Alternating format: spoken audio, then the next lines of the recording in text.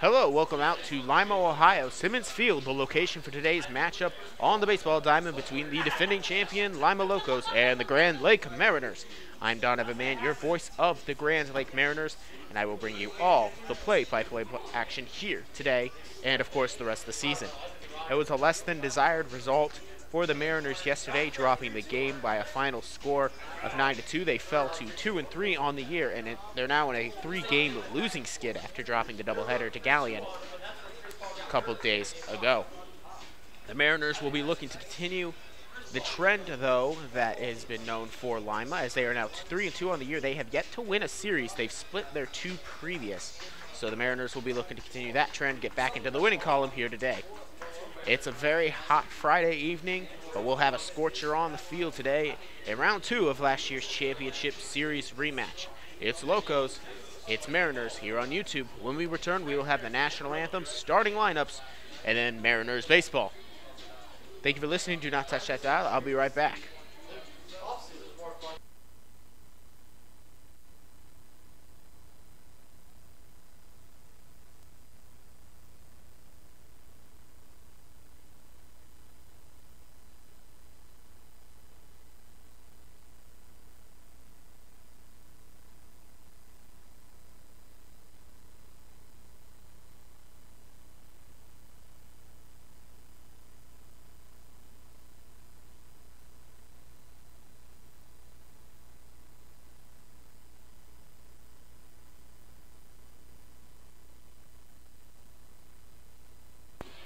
Hello, welcome back out to Simmons Field in Lima, Ohio. It is a hot one today here at going on 7 o'clock right now. It is 85 degrees outside. Sun's going to set here within the next couple of hours. A slight breeze coming out of the southeast at 5 miles per hour.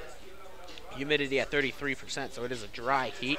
As we get further into this game in about a couple hours, the temperature will drop by 6 degrees, and when the sun goes away, it'll probably be a lot better as well. Reminder that yesterday the Mariners did lose. The losing pitcher in that one was Philip Hoffman, giving up the 4 earned runs. The winning pitcher in the game yesterday was Alex Ayala on the mound, going 5 1/3, only allowing 2 runs. And so the Mariners scored 2 runs in 2 separate innings in the past game. The first one came in the opening inning of the top of the first, an RBI single brought to you by Logan Adams, who, by the way, yesterday was 3 for 4. However, after that, they weren't able to get much. They get an RBI single back in the 6th as well. But runs all up and down the lineup. Tyler Anshaw contributing 3 of those. 3 of those RBIs. We will now pause for the national anthem here, coming up in just a second. Thank you for listening to Mariners Baseball here on YouTube, as they look to get back to 500 and back in the winning column after dropping their last 3.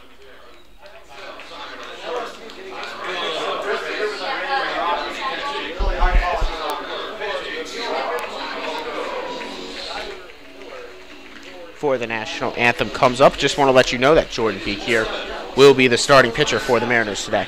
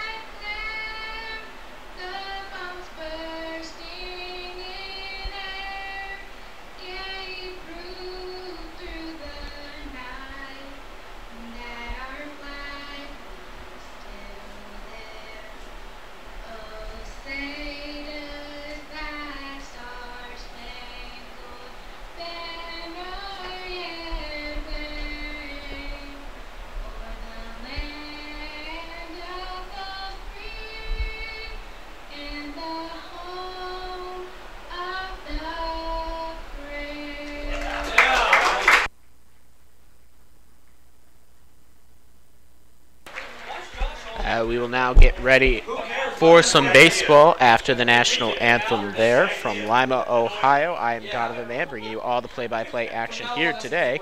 I'd like to thank you guys for joining us. Go ahead and get you your starting lineups. First for Jacob Burke, the head coach of the Mariners. It'll look like this. Evan Spry will be in the leadoff spot today. First baseman. Second baseman Blake Crossing will be in the second spot, and the third hole will be Chris Myers. The shortstop Jake McCaw will be in the cleanup spot. On third base, batting fifth will be Ryan Stacy, the center fielder. Tyson Hayes, the catcher, batting sixth. Batting seventh will be Jaron Lovely. Hayden Cart, left fielder, will be at batting eighth. Batting ninth, designated hitter Jared Morello. On the mound here for the Mariners today, it'll be Jordan Beaker. We'll talk more about him when he appears. And then on the mound for the Locos today, it'll be Tyler Miller, the right-hander. Starting. A little bit here on Tyler Miller, right-hander, standing at 6'7". He is a tall guy. Sure, if you ask him if he plays basketball, he'll just give you kind of an angry look like most tall people do when you ask them if they play basketball. He's a baseball player, though. He's 3 previous innings pitched with a 6 ERA. He started not that long ago.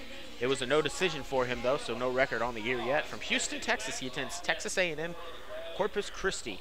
We'll set the defense now behind him. In just a second. First, it'll come up now. Evan Spry, first baseman. He steps up. Spry did not appear. Actually, he did appear yesterday. He was 1 for 4 with an RBI to his name. Wearing number 42, batting left here. Spry will be getting ready to take his first pitch. Here comes the delivery from Miller. This one will be cracked right off the bat, going off down the foul on the right third base line, and gets well out of play. Strike one, 0-1 now the count to Spry. Spry will be looking to improve on what was a 1 for 4 day yesterday. On the year, he's 2 for 10. Does have an RBI to his name. As I mentioned, that one came yesterday. Tyler Miller will be looking to have a better start than he did in his last match. And this one will be a high heat. Misses outside, ball 1. Set the defense here now behind. Behind Miller, it'll be out in left field. Has strike 1 called here to catch the inside of the plate. In left field, it'll be Nathan Fancher. In center field, it will be Mark Castablanco. In right field, it'll be Jess Davis as Miller delivers the pitch. This one will be fouled off to stay alive. Still, the count remains at 1-2. On third base, it'll be Tyler Miller. At shortstop, Tyler Simon. John Priviera will be on second base. On third base, it will be Jackson Shirley. Doing the catching today will be Braden Doty. Here comes an outside ball, 2-2 now the count.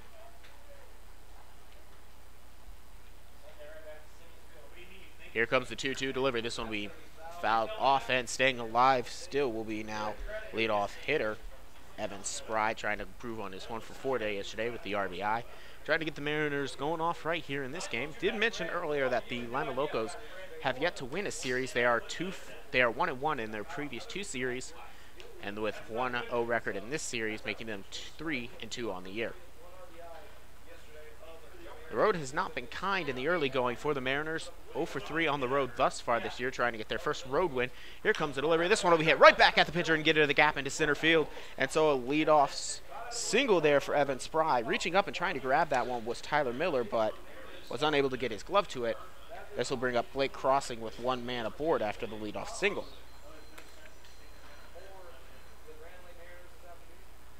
Switch hitter Blake Crossing did not record a hit yesterday in 4 at-bats. He's 3 for 15 on the year with a few RBIs to his name. Here comes the hit right to the shortstop, given over to second for 1. And I do believe the hustle down the line play will not be good, as Blake Crossing will be called out as the... No, they were unable to turn the double play. So, Crossing beating it out with speed, he'll ground it to the fielder's choice. Evan Spry will be called out at second. There's 1 away now for Chris Myers, the shortstop. Chris Myers, 1 for 3. Also scored a run in the previous game yesterday. Sun's starting to set a little bit, causing the shadows to stretch out. Here comes the delivery. Blake Crossing was getting ready to go. This one will be foul, tipped off. 0-1 the count. 1 out. Blake Crossing, man on first. Crossing does have some speed on the bases. Has recorded 1 stolen base thus far in the first 5 games. Now the 6th game of the year. This one will be high heat, outside, ball 1. 1-1 the count. 1 out, man on first. Chris Myers on the year wearing number 40 is 4-13. The Toledo attendee. This one will be fouled, going down the left field, and will get down, not out of play though, but nobody will be able to get to that one in time as it fell right to the fence. So 1-2 now is the count. Left fielder Fancher was running for that one, but could not get his speed over there. 1-2 now the count here to Chris Myers, the shortstop, batting third today. If he were to reach without grounding into the, or if he were to avoid grounding into the double play, it'll be Jake McCall, the third baseman, due up. Here comes the delivery from Miller. This one will be high. Crossing is off and going. He did not get a good jump at all. Very easily thrown out there, so Crossing will be caught stealing here today. At the beginning, and now there are 2 out. The count remains at 2-2. Crossing did not get a good jump on that one. The throw was right on target, was not even close to getting that one. And now there are 2 away, and Tyler Miller will not have to worry about any base runners. Here comes the delivery from Miller. This one will be called at the knees. Strike 3 called, and so that will end the inning. So they end up going 1-2-3, despite 2 runners reaching base. Blake Crossing was caught stealing. And so now we will head to the bottom of the first inning with no score. Jordan Beekier will be due up here for the Mariners to talk a little bit more about his previous start. You're listening to Mariners Baseball right here, due up. And we'll talk about the lineup as well.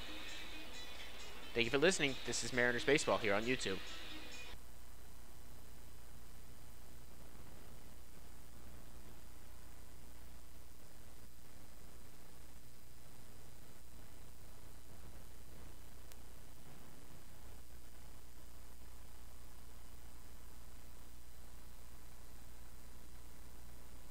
Welcome back out to Simmons Field, the location for today's matchup between the Mariners and the Lima Locos. I'm Donovan Mann, your voice of the Mariners. It'll be Jordan Beek here on the mound, a 3 ERA in 3 innings pitched, 7 strikeouts to his name in his previous start. He'll be looking to continue that kind of dominance as he goes up against this Locos lineup. John Privatera will be due up first, and then it'll be Tyler Simmons, Mark Castablanco, Brad Coy, the designated hitter. Batting fourth, batting fifth will be Tyler Anshaw, Jackson Shirley, the first baseman.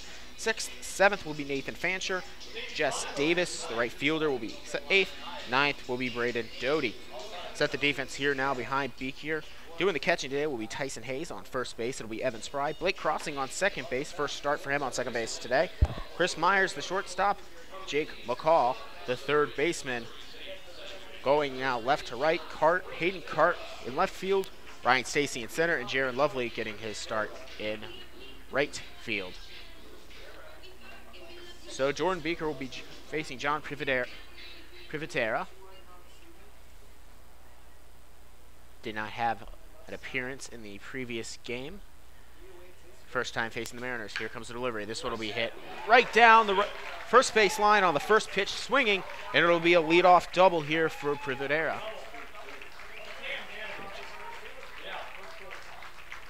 So not how Beekier wanted to start out this day, as he gives off the leadoff double. That'll bring up Tyler Simmons, the shortstop. Tyler Simon, 1 for 5 yesterday, did score a run.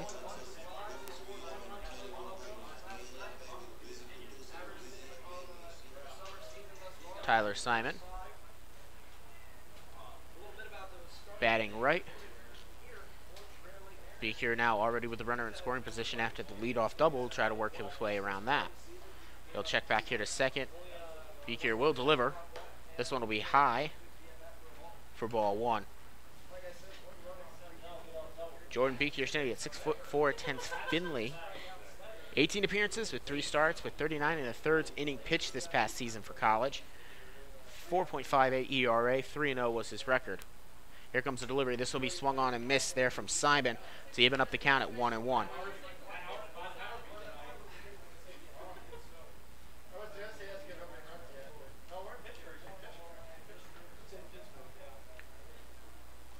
1-on-1. Beekier will look in. Tyler Simon. Here comes swung on into the gap.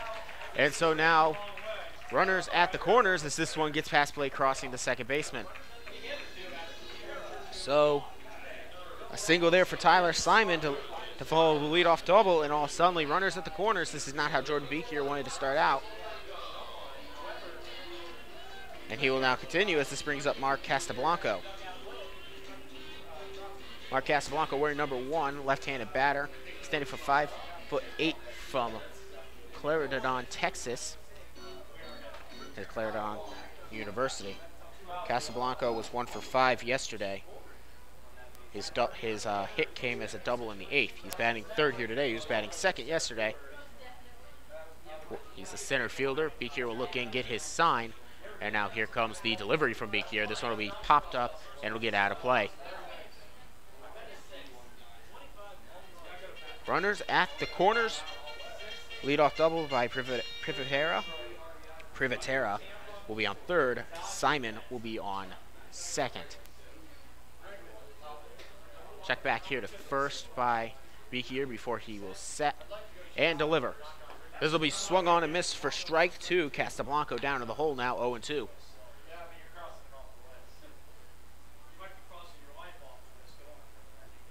Mariners will be looking to improve on the road. They've yet to win. I did mention that already. They are 0 for 3, which early in the season, roster still kind of forming, getting together. As a throwback to 1st, and the ball gets away, and then so there.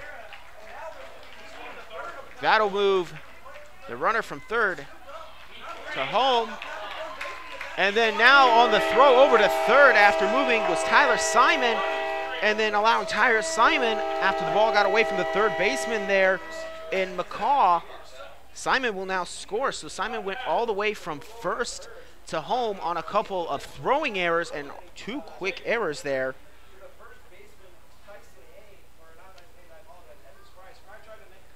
So now it is 2-0 because Beekier threw back to 1st. Unable to catch it was Evan Spry, and then when Evan Spry did handle it, Tyler Simon was on his way to 3rd, trying to make a play. Strike 3 called here now as down. But damage still done, and that is only the 1st out, but now there's nobody on with 1 out. So it'll bring up Brad Croy, designated hitter. We'll get you a reminder on that previous play in just a moment. But Brad Croy was 2 for 4 yesterday with 2 RBIs to his name. He had a home run back in the 8th. But Beekier had thrown to 1st, got away from the 1st baseman Spry as here comes ball 1 low and in the dirt outside. Ball 1-1-0 the count. Ball got away there from Spry. Spry had just tried to gather it, and on his way to home was 3rd was Simon, and on the throw to 3rd, got away there from 3rd baseman McCall. Here comes the delivery. This will be high outside, ball 2, 2-0 now the count. And then over to McCall. McCall could not handle the catch, allowing Simon to go from 3rd to home, and now it's 2-0 in favor of the Locos. And big swing and miss here there by Brad Croy. Count is now 2-1.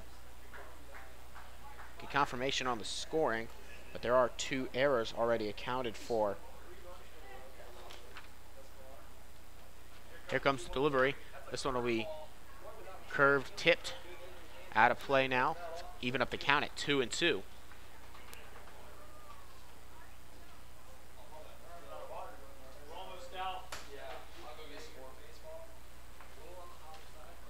Two and 2 count. It's a very warm day here in Lima, Ohio, as the sun begins to disappear in the west. Here comes the 2-2 delivery from Beekier. This one will be a little bit low. 3-2 now the count.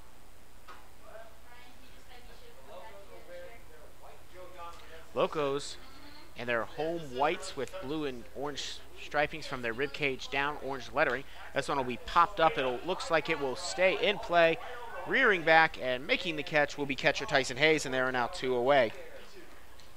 So now 2 outs. 2 runs already scored in this inning, both on errors. 2 away, and this will bring up now 3rd baseman Tyler Anshaw. Anshaw, he had a day yesterday. 3 RBIs to his name, including in the 4th inning, he had a 2-run home runner. He was 3 for 4 yesterday, 3 RBIs. He also scored 2 runs himself. So now 2 outs here, nobody on in the bottom of the first, 2-0 your score. Here comes the delivery to Peak here. This will catch the outside of the plate for strike 1, 0-1 the count. Henshaw would love to continue what he had going yesterday. He was 3 for 4. His first appearance was the only out he had. He had 2 extra base hits as well. Here comes the delivery from Beekier. This will be swung on and missed for strike 2. 0-2 now the count quickly. And Beekier trying to not let this one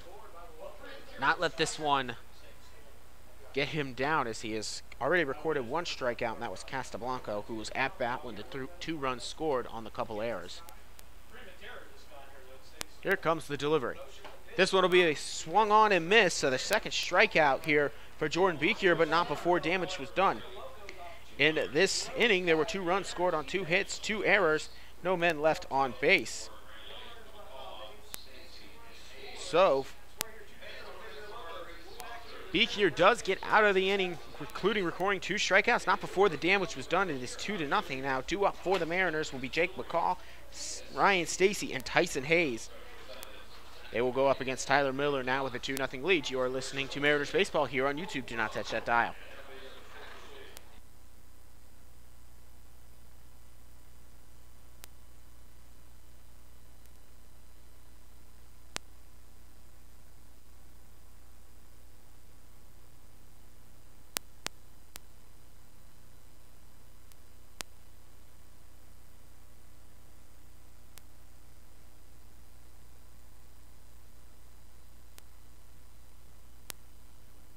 Tyler Miller back on the mound, the righty now with a 2-0 lead. Neither of those runs in the bottom of the first were earned. They both came on throwing errors. One was an E1, the other was an E3. So 2-0 is the score, and now trying to start a comeback will be Jake McCall, Ryan Stacy, and Tyson Hayes, the catcher. Jake McCall due up. Did not appear yesterday. He's starting on third base.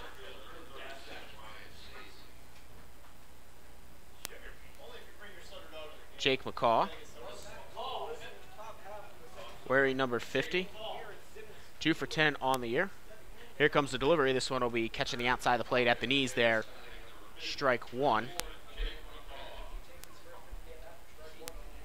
Just like yesterday, the strike zone is pretty well stretched out, but it is consistent, so you don't complain about that.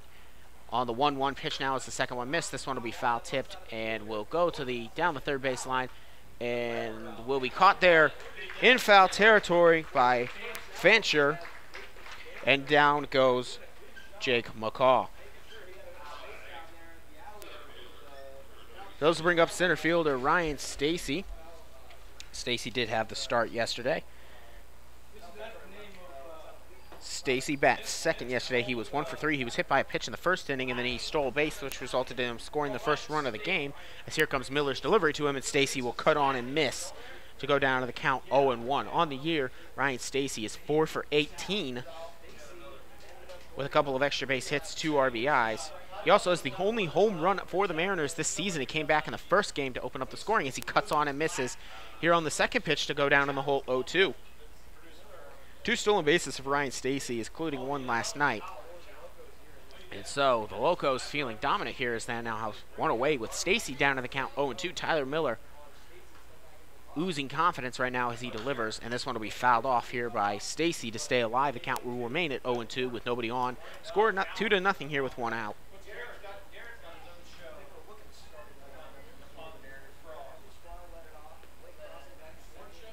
Ryan Stacy would love to improve on his day that he had as he cracks this one off the bat, and it will go foul down the first base line. Again, Stacy was 1 for 3 yesterday. He'd love to record a hit here and would love to have it start this inning off or get this inning going here for the Mariners. They have to respond to the 2 spot that was put on and the bottom of the second. Here comes the delivery. This one will be inside for ball 1. It was at the knees, though. 1-2 the count. Stacy took a good look there, passed on that one. Here comes the 1-2 delivery. This one will be high and outside. Bounces off the catcher's glove and gets away, but there is no one on base, so really no need to chase that one. So 2-2 now the count.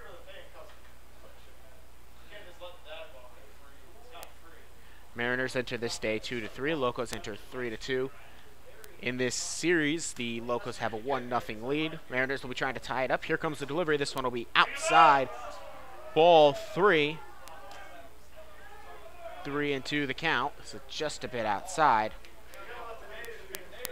despite to the moaning and groaning of the Loco faithful. Here comes the delivery. Here comes the swing on, hit over to Privatera, and grounding out now will be Chris Myers. There are 2 away on the 4-3 assisted ground out. Privatera there, that one was hit right to him. He just waited for it, picked it up, threw it over to the first baseman, and surely. And there are 2 away. Tyson Hayes, the catcher, now due up. Hayes did not hit yesterday, but in the previous game he had against the Graders in the second game of the doubleheader. As he looks at strike 1 here to begin the at-bat. 0-1 now the count. Tyson Hayes was 0 for 4 against the Graders in his previous start. And he'll certainly be looking to get a hit here as he looks at ball 1. Now the count is 1-1. Tyson Hayes 0 for 4 on the year and would love to get his first hit going. You just love to get something here. And this will be inside ball 2. I mentioned it being a consistent liberal strike zone, but now it seems to have tightened up just a little bit, and the Lima Locos fan base here will start to moan and groan again, as this one is now low and outside. Ball 3, 3-1 the count, 2-0 the score. 2 hits for the Locos, only 1 for the Mariners. 2 errors committed by the errors already here, 2 innings in. Those 2 errors allowed the runs to score, so Jordan Beekier does have 2 runs to him. They're not earned. Here comes the delivery. This one will be fouled off here by Hayes to stay alive. That one got sent down the third base line, but it was just right to the dugout. That was all. 3-2 now the count here to Hayes. Tyler Miller trying to get out of this inning and get a second inning where he only has to face 3 batters. Here comes the delivery from Miller. This one will be hit well into center field as it gets past into left center field as it gets past the shortstop. And so a 2-out single here for Tyson Hayes will bring up Jaron Lovely, the right fielder.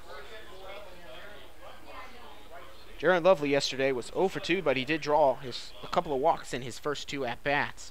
So he did reach base. He also had a stolen base to his name back in the 4th of last night.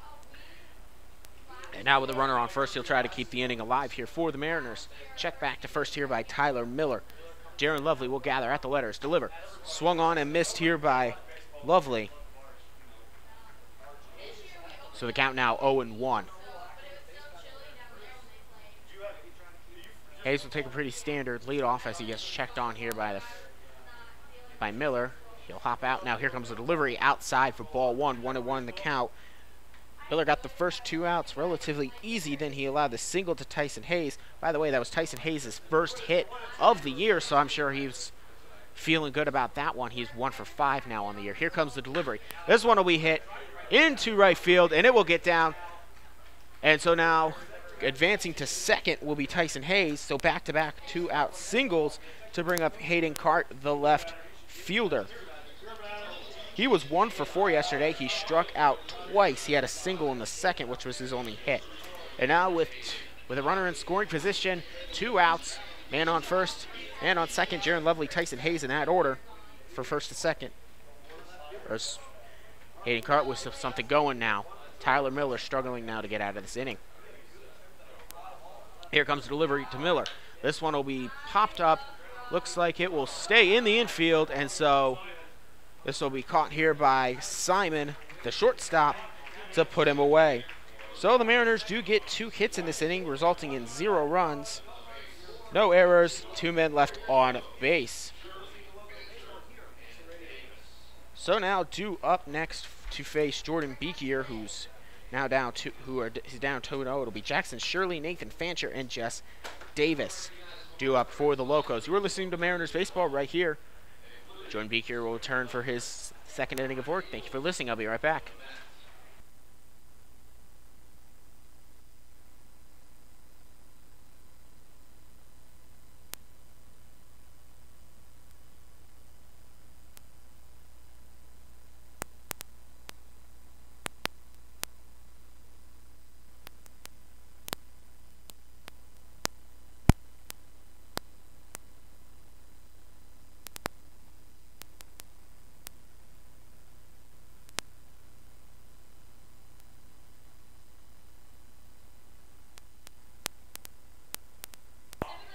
So Jordan Beek here will return to the mound now. Jordan Beek here returns to the mound to continue his second inning of work. He has allowed 2 runs, but they are not earned. One came off of an error from him. The other came off of an error by the first baseman in Evan Spry. Due up to face will be Jackson Shirley, Nathan Fancher, and Jess Davis as they will look to continue and extend the 2-0 lead. Jackson Shirley wearing number 13. From Anderson, Indiana, he attends Danville Area College, 1 for 8 on the year. But those stats are actually inaccurate because there was a game missing from online and all the stats that you can be available. This one will be a little bit high. Ball 1, 1-0 now the count. Jackson Shirley would love to get this inning going here again, much like John Privatera did in the previous inning with a 2-run, 2-and-out with double. This will be outside now, 2-0, and so it looks like the strike zone has tightened up a little bit here now in the second inning after it was a little bit wider in the first. Here comes the 2-0. This is swung on and missed, and losing his bat will be Jackson Shirley. He just slipped right out of his hand and headed towards his own dugout. Look out. Everybody is okay. Now is the lumber okay? It looks like it, and they'll go ahead and hand it to him and say, get a tighter grip on that one, son. 2-1 now the count to Jackson Shirley. He'll add a little bit more. Hey, he'll have to try to shake that one off and take the butter off his fingers. So Beek here has a 2-1 count now here to Jackson Shirley. He will step on. He will get his sign. He will gather and deliver. As this one will bounce into the dirt for ball 3. 3-1 now the count. Nobody on. Nobody on here as Shirley will lead off.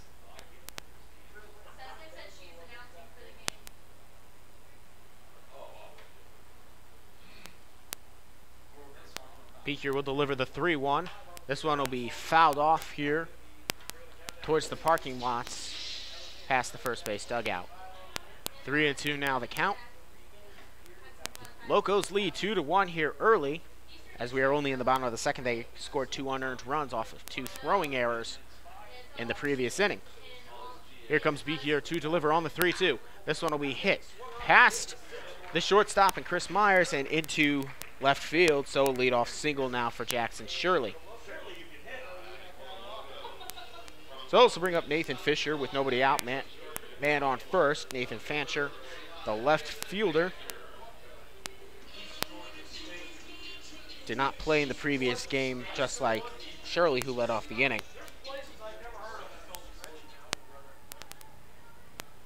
As Beek here will step on.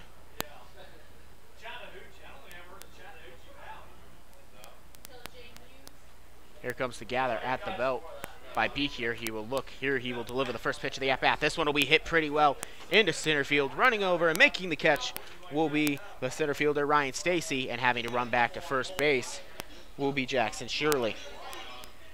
So the F8 will get the first out of the inning. One man still on here as the score is now 2-0, and that will bring up Jess Davis, the right fielder. Jess Davis wearing number 12, left-handed batter, standing at 6'1" from Kearney, Missouri. He did not play yesterday either. He attends the University of Alabama of Birmingham, where he's a business major entering his second year.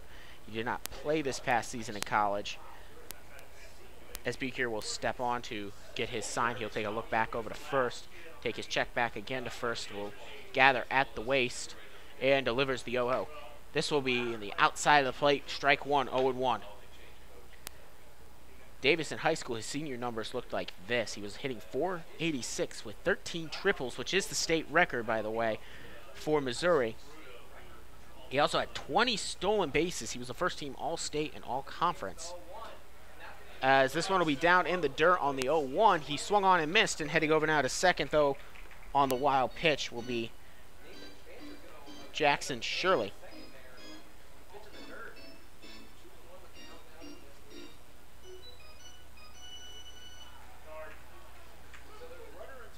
So now runner on scoring position with only one out. The 0-2, though, now to Jess Davis.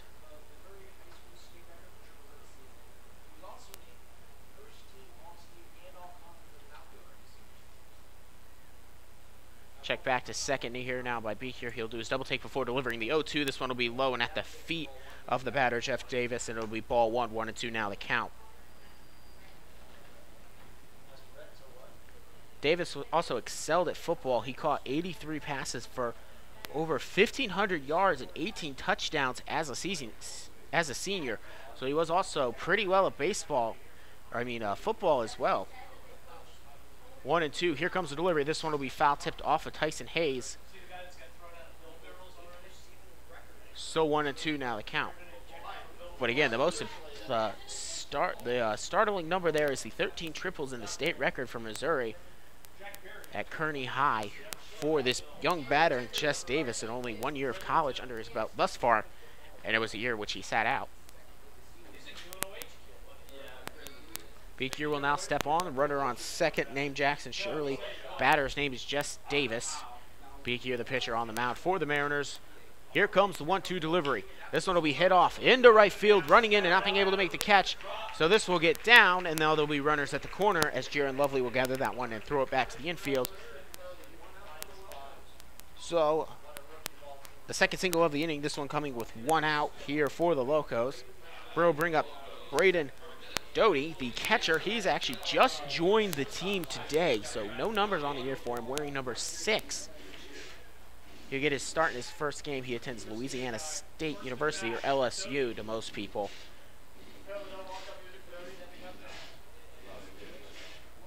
Standing at 6'1", batting right. 15 appearances this past season. He only had 3 at-bats, though, for the Tigers. With a .571 on-base percentage, he didn't record a hit. Here comes the delivery to him. This one will be high heat. Will miss high, ball 1. He attended Denham Springs High, where he was All-Metro, 2-time All-District, and 2-time All-Parish selection. Hit .305 with 30 RBIs, which led the team his senior season. That's of high school. Here comes the 1-0 after the first pitch missed. Beekier will deliver. This one will be swung on and missed for strike 1. Only 1 out. Runners at the corners for the Locos as they try to extend their 2-0 lead over the Mariners, who have just not been able to get it together on the road yet. Their 2 wins coming at home in the first series against the Richmond Jazz. Beekier will gather at the waist. He'll check back to third. Here comes the delivery. Runner heads from first to second. This one will be hit into the outfield. Jaron Lovely will go back, make the catch, and tagging and heading home will be from third will be Jackson Shirley, and so a run will score on the sacrifice RBI. How do you like that Locos debut there for Doty? Look at the sacrifice RBI out to right. With 2 out now, the score is now 3-0. That'll be the first earned run here against Jordan Beekier. It'll bring up John Pivotera, the second baseman, who doubled to lead off the first inning for his only previous at-bat. We are only in the second inning here. The score already 3-0 in favor of the hometown. He did score on the first error. Here comes the delivery to him. This will be strike 1 called.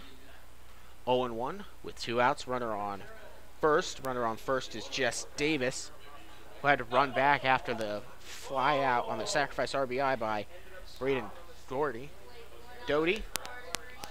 Here comes the delivery.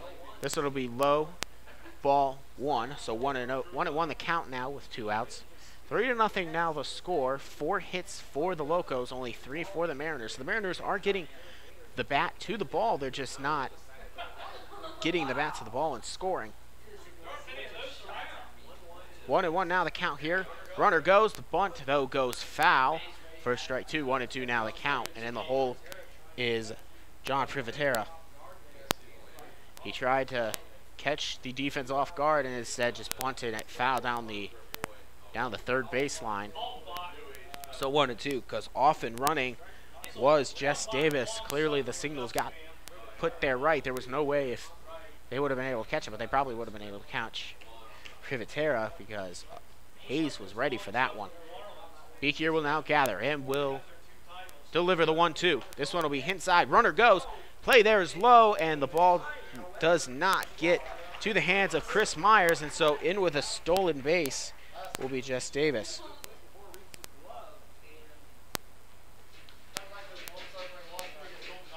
The throw did not get to it in time. The throw had been a little bit more on target. It wasn't a terrible throw. The throw had been a little bit more on target. Possibly caught stealing would have been Jess Davis. Because Hayes was ready for it. Instead, now the count is 2-2. The runner is on second, and Privatera will be trying to drive him in with his second hit of the game. Beekier will look in, and now calling timeout will be John Privatera, and stepping out of the box on the 2-2. He didn't feel comfortable there, so now he'll step in.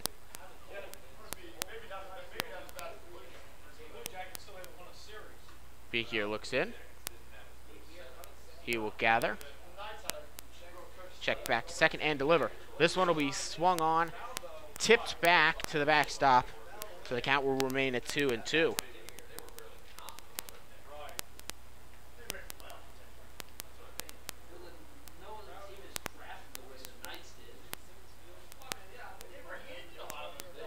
Two and two, 2 outs. 3-0 the score in favor of the home team Locos here in the second inning.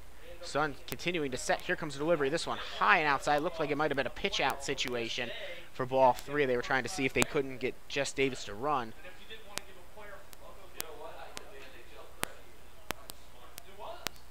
Three and two now the count.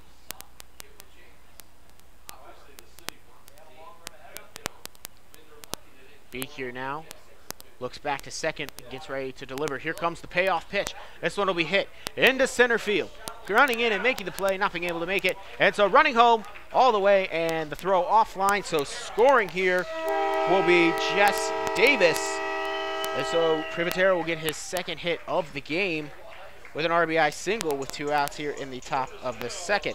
So now the score is 4-0 to bring up Tyler Simon, who was 1 for 1 on the day with a single back in the first. That one was hit pretty well out into center field and did get down. So with 2 outs now, 4-0. The 5th hit of the game for the Locos. 4-0 the score, 2 outs. Runner on first is John Privatera. And Tyler Simon, the right-handed batter, is in the batter's box. Beekier will now deliver. This one will be out. Runner goes. Thrown down to crossing. Your runner will be, as the throw will actually get past crossing into center field. So don't think the throw was going to be quite on time anyway. So ball 1 was called on that pitch. Throw out to second. Ended up getting past plate, crossing the second fielder. So now stolen base will be given here to John Privatera. Showing his wheels off there and getting ready. On the 1-0, Beekier will now check back and will deliver. This one will be hit into foul territory and will get out of play. 1-1 now the count on the foul off there by Tyler Simon. Again, had a single back in the first. This is his second at bat in just as many innings. Jordan Beekier not showing that same sort of dominance he had against the Richmond Jazz in his previous start.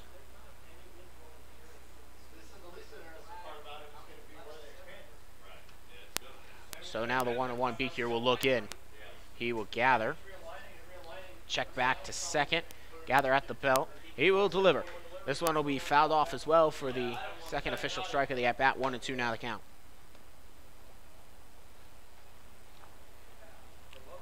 1-2 the count, 2 outs. Runner on second. 4-0 the Locos. Looking to try to win their first series, but it is early to start talking about a win. But right now they are comfortably in the lead with 4-0. They have 5 hits on the day.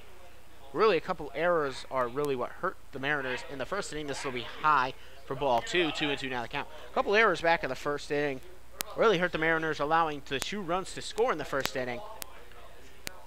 And already, Beekier only has 2 runs on his earned record. That'll affect his ERA in 2 innings here. Here comes the delivery. This one will be fouled off towards the third baseline, and on the 2-2. Staying alive will be Tyler Simon. If Tyler Simon would reach, Mark Casablanca would be up, who struck out looking his previous at-bat. But with 2 outs, he's got to try to get a base hit here to possibly even try to score in John Privatera, who has a stolen base off the RBI single, in which he scored Jess Davis. Beekier will check back to second. He will set, gather, deliver. This one will be outside for ball 3. 3-2. Beaky are struggling here now to get out of this inning.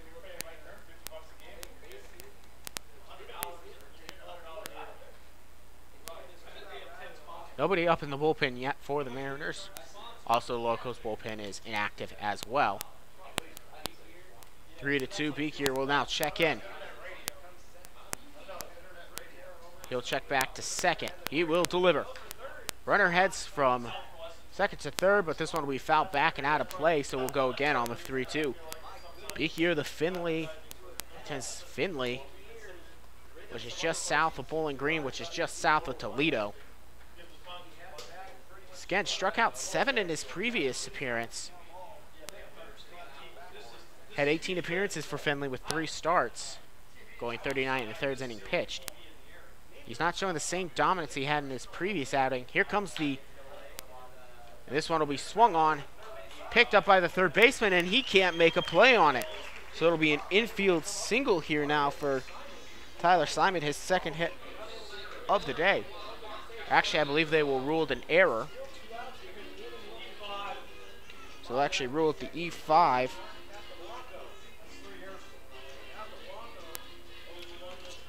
As McCaw could not gather that one in. And so now runners at the corners, the third error of the day already for the Mariners, and all suddenly their defense is beginning to struggle here in Lima. There's 2 errors against them yesterday as well. So now due up is Mark Casablanca, struck out looking. Runner goes from second. This one will be on time, and they will catch Tyler Simmons. So 2-6 catching Tyler Simmons, stealing. So Mark Casablanca will not get the at-bat in this inning. He will be due up next. And now Tyler Miller will come out for his third inning of work. He will do up to face Jared Morello, the designated hitter. Then back to the top of the order for Evan Spry with a single already on the day, and Blake Crossing. You're listening to Mariners baseball as they look to try to get something going now in the third. They trail, though, 4-0 to the Locos.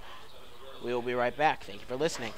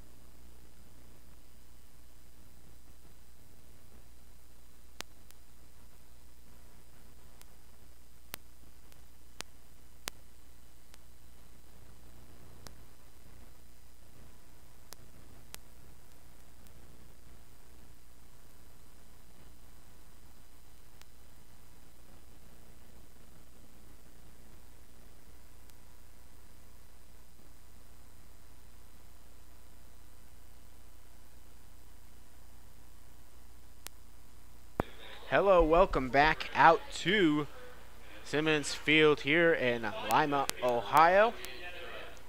Due up here to face Tyler Miller, the starting pitcher for the Locos. It'll be Jared Morello, designated hitter, then Evan Spry and Blake Crossing back at the top of the order. Morello will be getting another appearance here. He did not play in the last game. This one will be fouled off, and so 0-1 now quickly the count. Morello 1 for 4 on the year. He did play against the Graders in their second game. He designated hit into that one. He was 0 for 3. As now ball 1 called here as it misses inside. Get you some update from some scores around the league.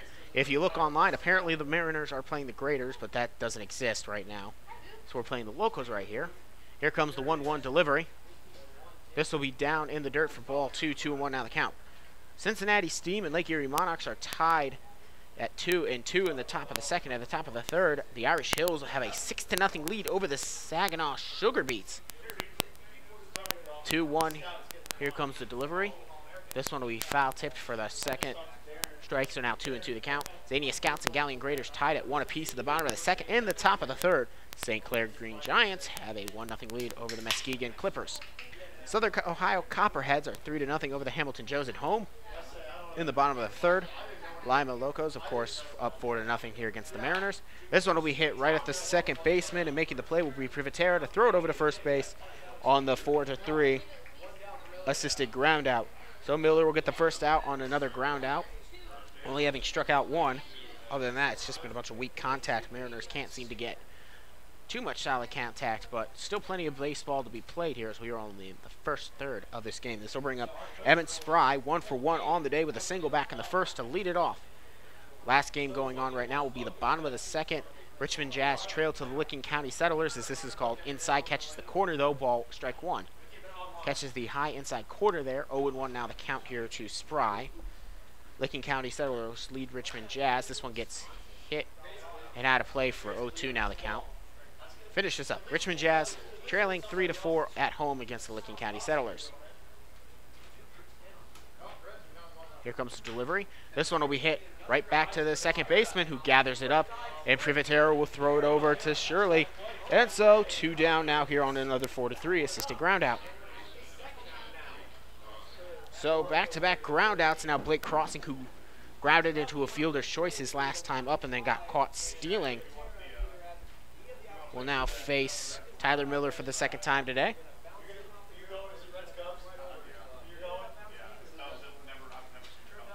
This one will miss low. Ball 1-0 the count, 2 outs. 4-0 the score here in favor of the Locos, who lead. I'd like to thank you all for listening here. Mariners baseball. This one misses as well for ball 2. 2-0 now the count. Blake Crossing on the year, 3 for 16 with an extra base hit, few RBIs to his name, and a stolen base. This one will be fouled off on the 2-0 pitch, making now 2-1 with 2 outs, nobody on. Mariners just trying to find their offense here. Locos have found no shortage of it. They did score their first 2 runs on a couple of errors, and then they've scored their second 2 the good old way off the bat.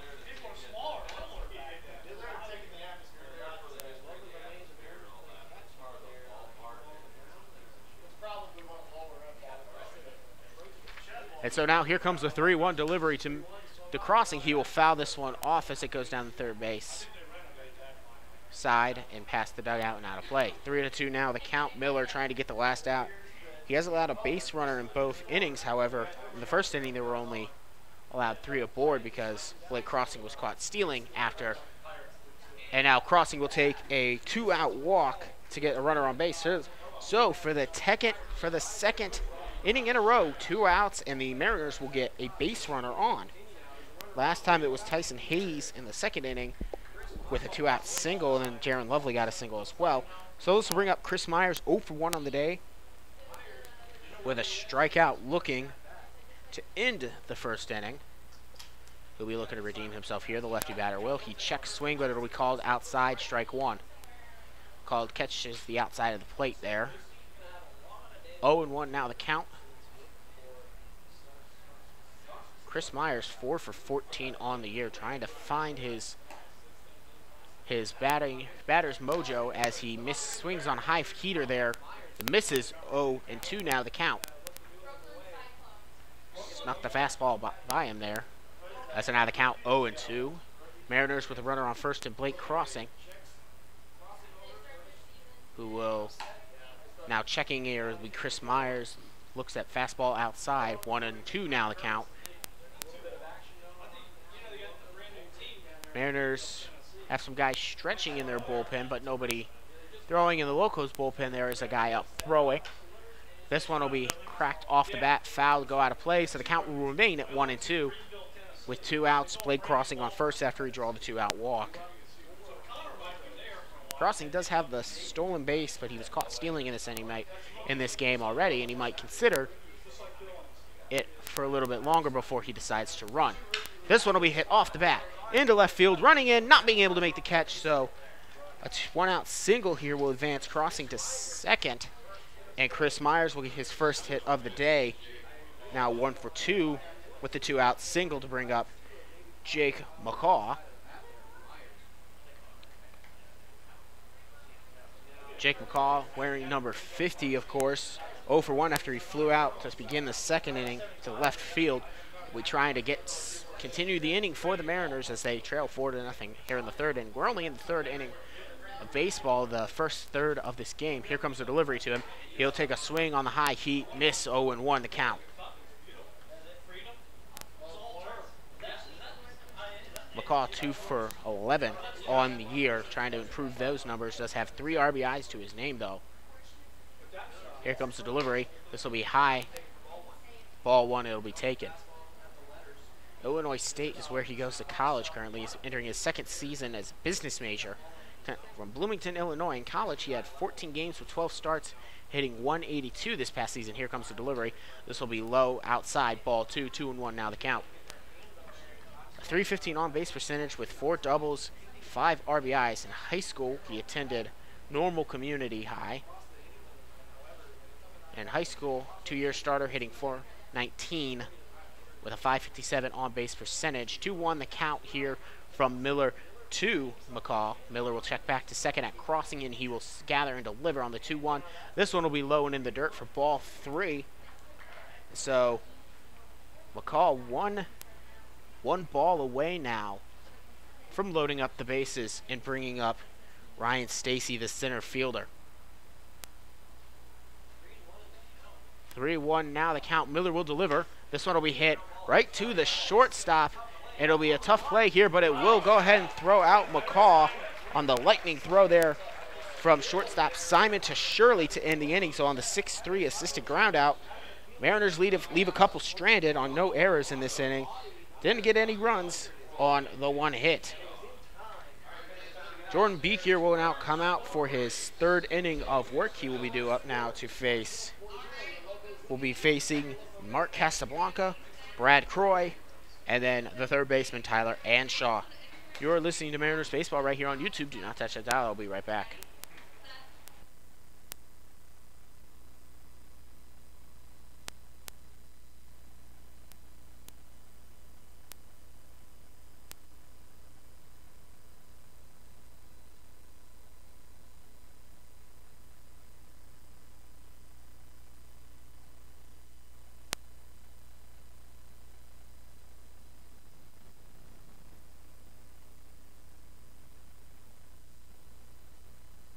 More Mariners baseball here for you from Lima, Ohio. We enter the bottom of the third. Jordan Beekier will return to the mound here for his third inning of work to face Mark Casablanco, Brad Croy, and Tyler Anshaw, all for the second time. Casablanco is 0 for 1, the center fielder. He struck out looking back in the first.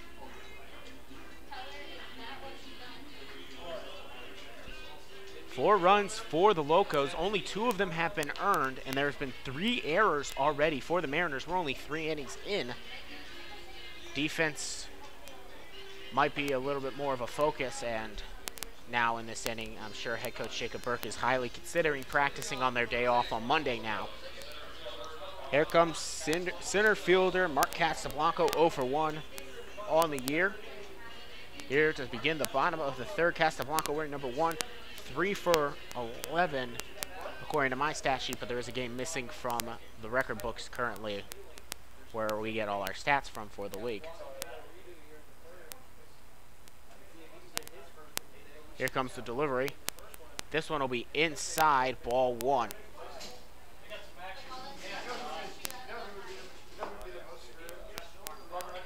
Mark Casablanco in the previous game was 1 for 5. With a double in the final inning they batted.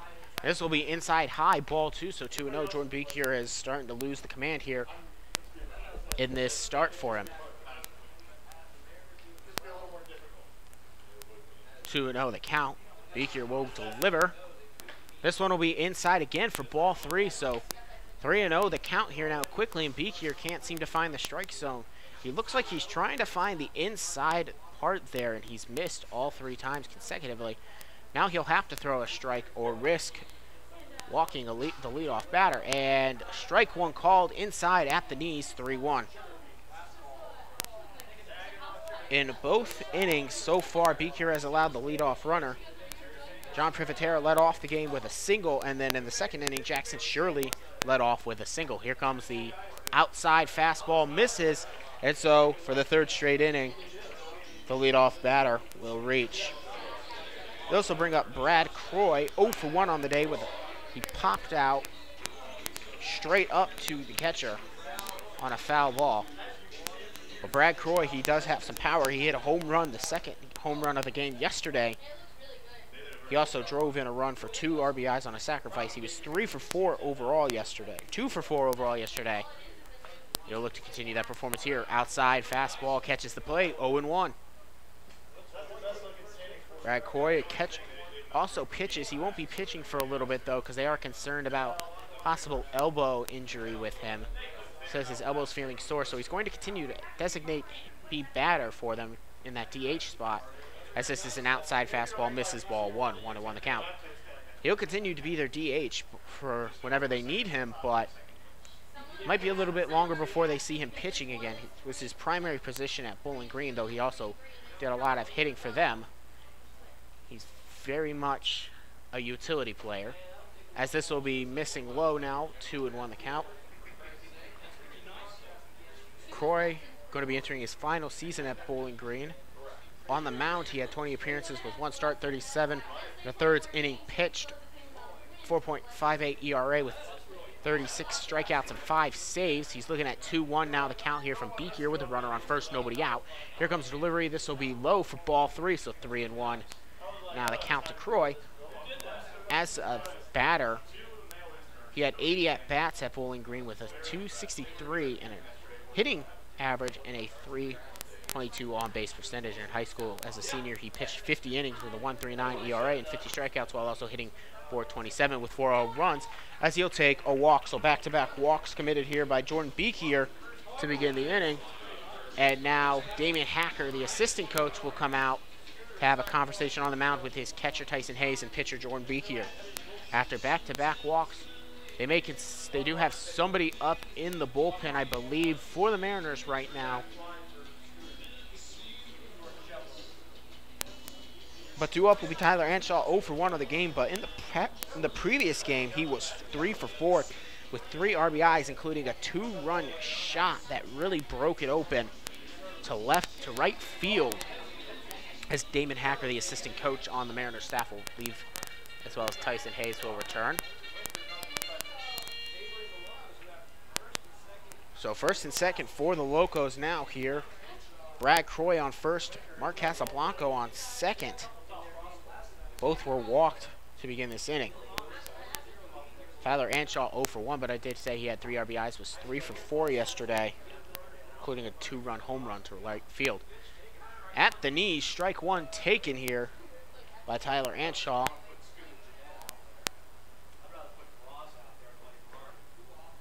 Oh, and 1 the count. Here now from Beekier to Anshaw. Beekier will check back to second before he delivers. This one will be hit off the bat. Will get down into center field to load up the bases here.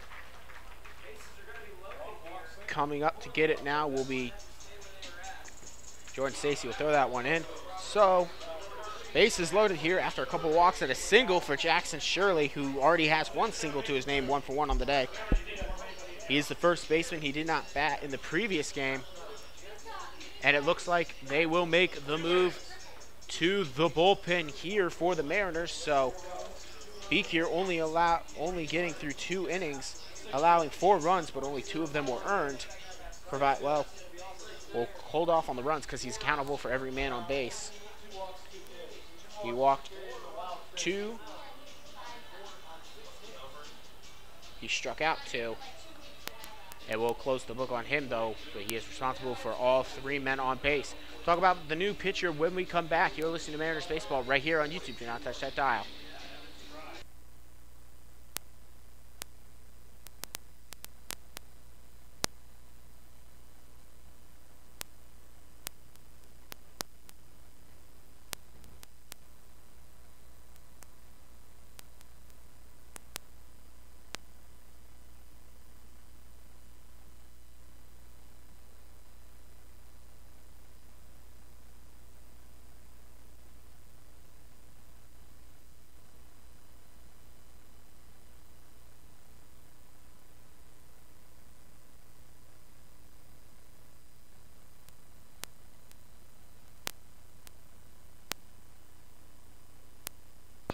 So after 2 innings of work for Jordan Beek here, he had allowed 2 walks and 2 strikeouts. And so far allowed 4 runs, but only 2 of them earned off of 3 errors.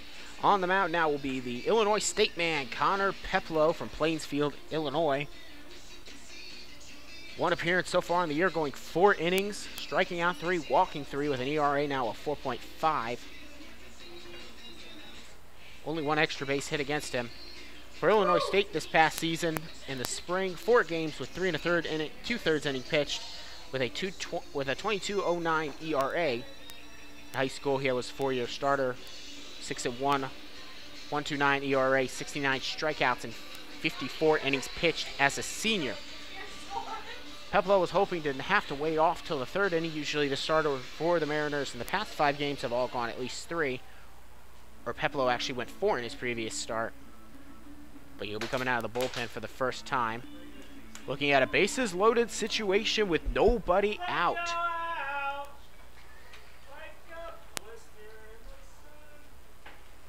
And so he will be going up against now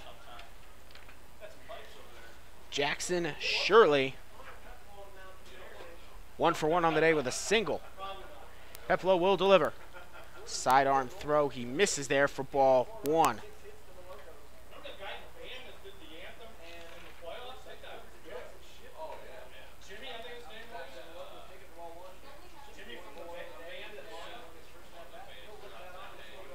Here comes the delivery, and he'll miss outside on the fastball, 2-0. And so Peplow not getting what he wants here.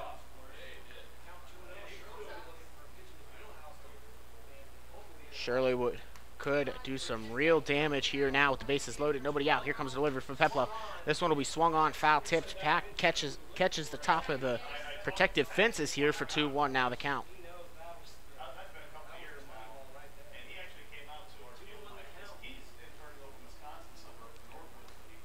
Start the inning, Mark Casablanca walked, Brad Croy also drew a walk, and then Tyler Anshaw got the single to load up the bases. With nobody out, Peplow will deliver. This one will be foul tipped off into the protective fencing again to even up the count at 2-2. Score is 4-0 here. Mariners allowed 2 runs unearned off of a couple errors in the first inning, and then both runs in the second inning came earned. But still the score remains at 4-0 as Peplow will try to get out of this inning. But he's got a long road ahead of him here as he delivers. This one will be low and in the dirt, gathered up there by Tyson Hayes. Ball 3, and so 3-2. Jackson Shirley could draw an RBI walk here on this pitch as Peplow delivers. This will be swung on and missed.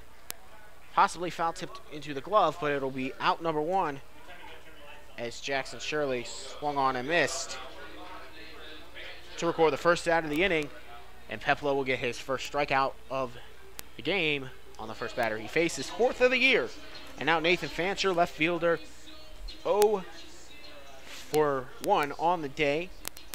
Flew out in the previous inning to center fielder. Now Peplow will be facing the lefty batter.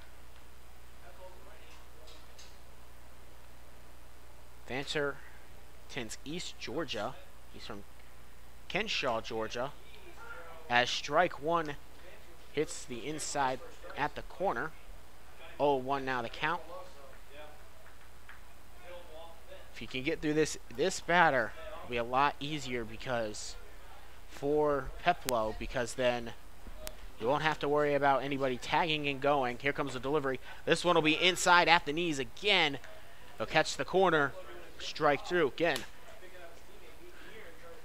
Striking out this batter here would make things a lot easier for Peplow because any sort of out within the inning and you don't have to worry about anybody tagging and going and scoring, and you can maintain the score at 4-0 and give your team a chance.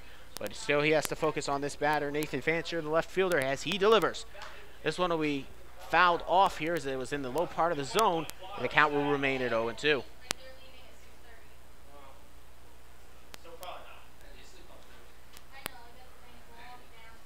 Again, if you're just joining us, the score is 4-0. I'd like to thank you all for listening. Mariners are trailing the Locos here, and Peplo in a little bit of a trouble here that he inherited from the starter Jordan Beekier.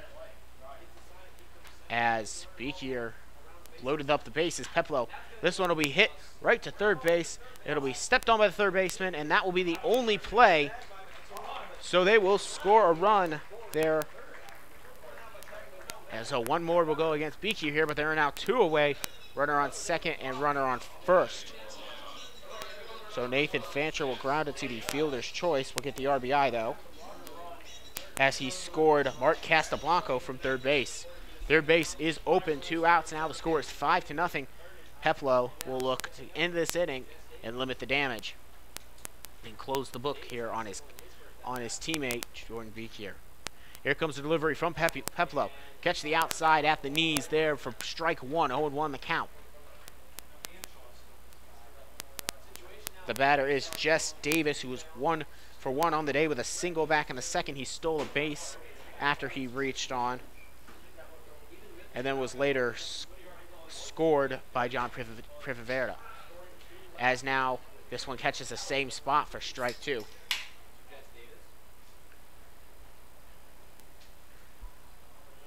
Oh, and 2 now the count. Jess Davis in a situation to try to extend the lead here if he can get a decent hit, while Peplo tries to limit the damage here in this inning, and the Mariners will be looking to only be down 5. Here comes the delivery. This one will miss outside and low. Ball 1. 1-2 now the count. 2, Jess Davis. Of course, Jess Davis, the University of Alabama attendee, could be entering his second year. Did not play this past season for UAB. He's a business major. Check back to second, and Peplo will deliver on the 1-2. This will be high. Ball 2. 2-2 now the count.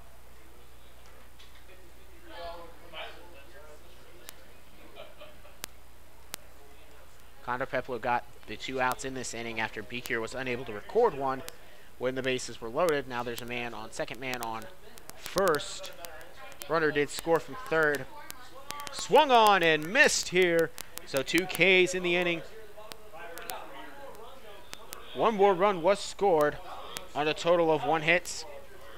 No errors, and 2 men were left on base. It was the first clean inning defensively for the Mariners, but they still allow 1 to score, as Tyler Miller will come back out for the Locos for his 4th inning of work. He will be facing Ryan Stacy, Tyson Hayes, and then Jaron Lovely due up for the Mariners. Book is closed on Jordan Beekier. He allowed 5 runs. 3 of them were earned on a total of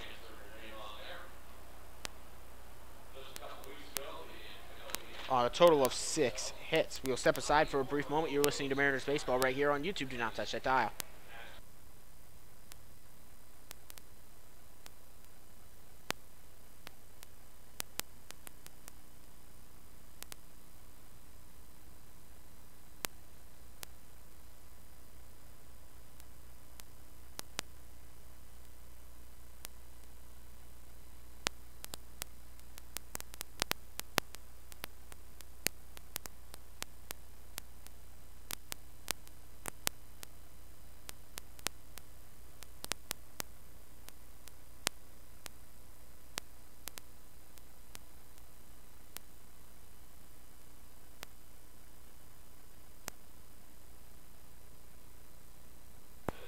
Welcome back out to Simmons Field here from Lima, Ohio.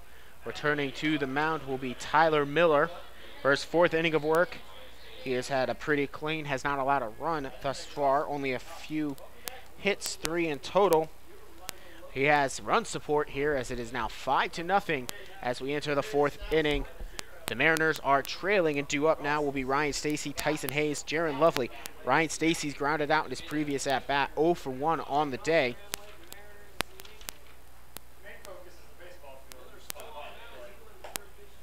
As ball 1 misses. 1-0 now the count. Stacy was 1 for 3 yesterday. He was hit by a pitch in the first inning of the last game.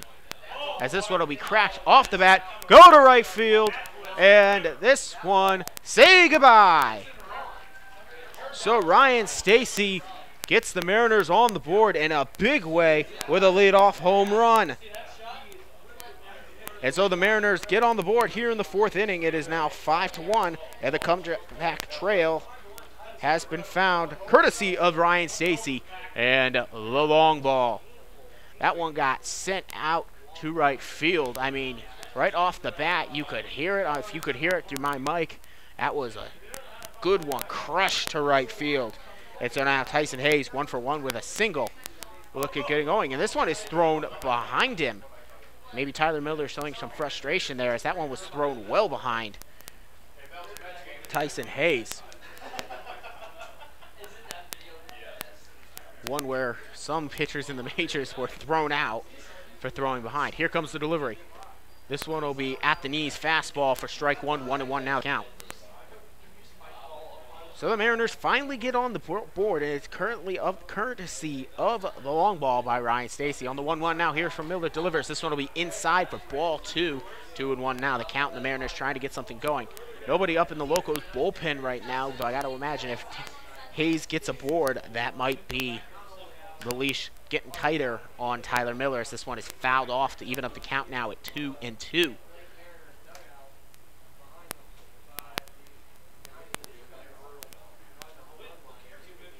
The second home run of the year by Ryan Stacy, as this one is fouled off again to remain the count at 2-2. Ryan Stacy delivered the second home run of the year for the Mariners. The first one coming courtesy of himself. So it's actually the second home run of the year for him, as this one is fouled off to the backstop and the count remains at 2-2. So Ryan Stacy has scored some RBIs thus far. 2 of them are himself off of solo shots.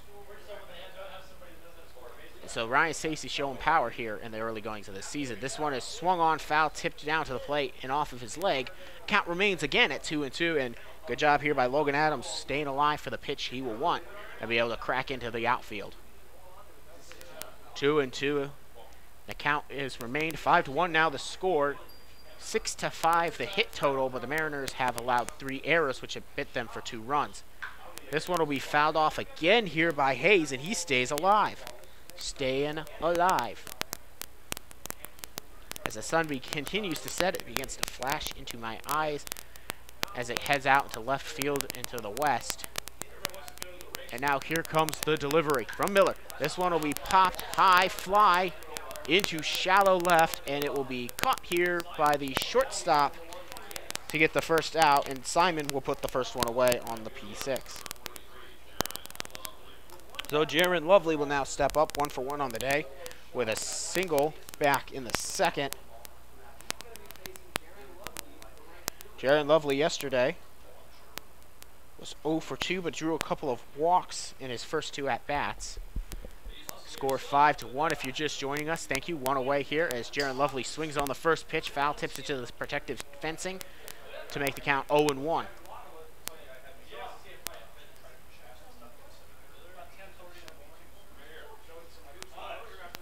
Here comes the 0-1 delivery outside and low for ball 1, 1-1. It was the first run allowed here in the 4th inning. And if the Mariners can continue to play defensively and not allow runs, but they've allowed run in every inning thus far in the first 3. 2 in the first, 2 in the second as ball misses outside, 2-1 now the count. 2-1 in the 3rd. They can put some zeros up and try to get the offense going. Still plenty of baseball to play here from Simmons Field. Here comes the delivery on the 2-1. This one hit into left field, running in to make the catch, and it will get down and past the glove. Actually, no. Will be caught there by Simon out in left field, making the running catch, and now there are 2 away. Into shallow left. So this will bring up Hayden Cart 0-for-1. On the day, he popped out on the first pitch. 0-for-1 on the day. He did play in the previous game as well. He was 1-for-4 on that day with a single in the second. And so Simon has allowed, as strike 1 catches the outside with great movement there. 0-1. Simon has gathered both outs here to his glove. And that one was an athletic diving play to get that one Otherwise, we'd be looking at 1 out with a man on first and Jaron Lovely. Instead, it is now 0-2 with 2 outs here to Hayden Cart. Here comes the delivery from Miller. This one will be inside for ball 1. Couldn't quite catch the inside of the plate there. 1-2 the count now, 2 outs. Here comes the delivery. This one will be hit well into left field, and it'll get down for a base hit and a single with 1 out here for Hayden Cart. Jared Morel, the designated hitter, led off the 3rd inning. So Hayden Cart now gets his first hit of the series, and he's 1 for 2 in this game. Jared Morel, the designated hitter, 0 for 2 on the year.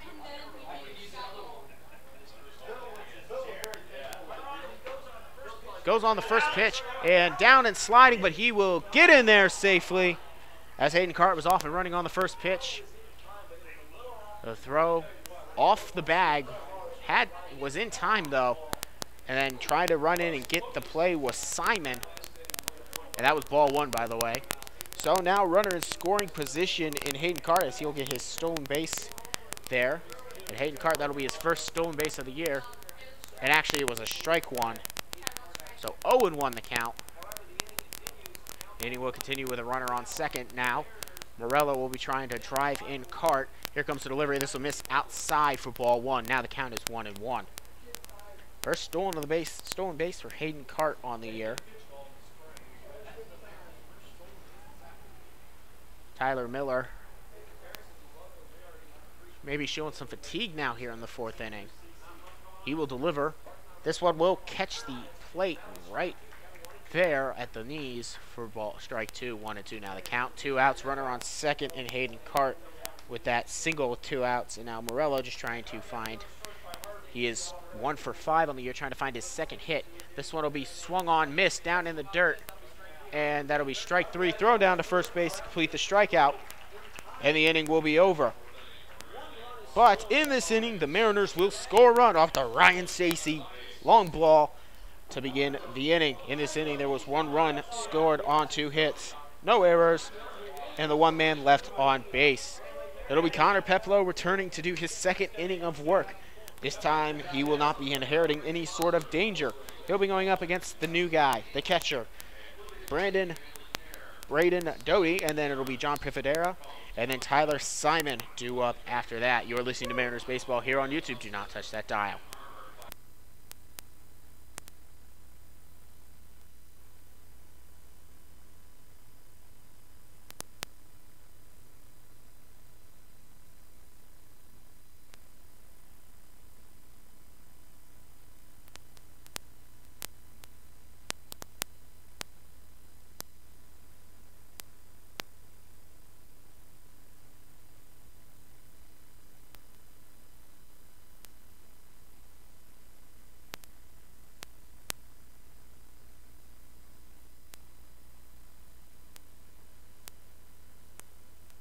And so it'll be Connor Peplow back for his 2nd inning of work. Coming up to face him first will be the new guy, Braden Doty. He had an RBI, a sacrifice RBI in his previous at-bat. He was 0 for 1, but he got an RBI at his Locos appearance. He just joined the team today. So the Mariners have responded with a home run courtesy of Ryan Stacy, and now it is 5-1. And swung on and missed here by Doty, and that'll be the first strike. Sun continues to set and slowly but surely comes and blocks my vision as it falls into left field. Those shadows have really started to stretch onto the field now from the trees behind. Strike 2 called, and now quickly down in the count. It was 0-2, Braden Doty. Doherty just got his number today, so even my play-by-play sheets I write up does not have his number, but he does wear number 6. On the delivery to him, foul tipped off into the backstop, and the count will remain at 0-2. Doherty, though, he does attend LSU, Louisiana State. He's a Tiger. General business major.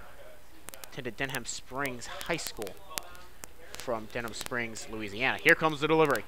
This one will be a check swing. It'll be outside. Did not go around. 1-2 now the count.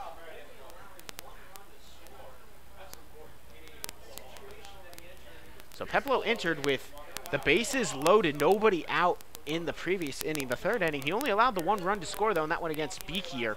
As this one will be outside ball, 2-2 now the count. So he only allowed the 1 run to score, and that's pretty much what you could have asked, what you really would have asked for if you were the Mariners. Just don't let it get out of hand to give us a chance, as it is a 4-run lead so far. Peplo will deliver. This one will be swung on, and will get ground ball through the hole, and will be a base hit. His first base hit of the season. And he is having a good Locos debut as we head now to the top of the order. And by the way, all 4 innings thus far, the leadoff hitter has gotten aboard for the Locos. Now John Pivotero will come up. The second baseman, 2 for 2 on the day with an RBI, single back in the second, a double in the first. He also stole a base in the second. So nobody out. Runner on first is the catcher, Doty. Here comes delivery from Peplo. This one will be smoked right to the shortstop. Flipped over to second for 1. And unable to make the play, was crossing to first. But on the Privitero, grounded to a fielder's choice, and look at the lead runner. It was just on the trade-off there from glove to hand. And I think also crossing was kind of slid into there a little bit by Doty. Did not make the trade-off any easier. He just decided to make the safe play and just get the 1 out. So now Privitero will be on first base to bring up Tyler Simon. 1 for 1 on the day, as he was also caught stealing in the second. His second at-bat accounted for an error on the throw from third on a gather-in by the third baseman without allowing a play. This will catch the inside of the plate. Will miss, though, ball 1. 1-0 the count.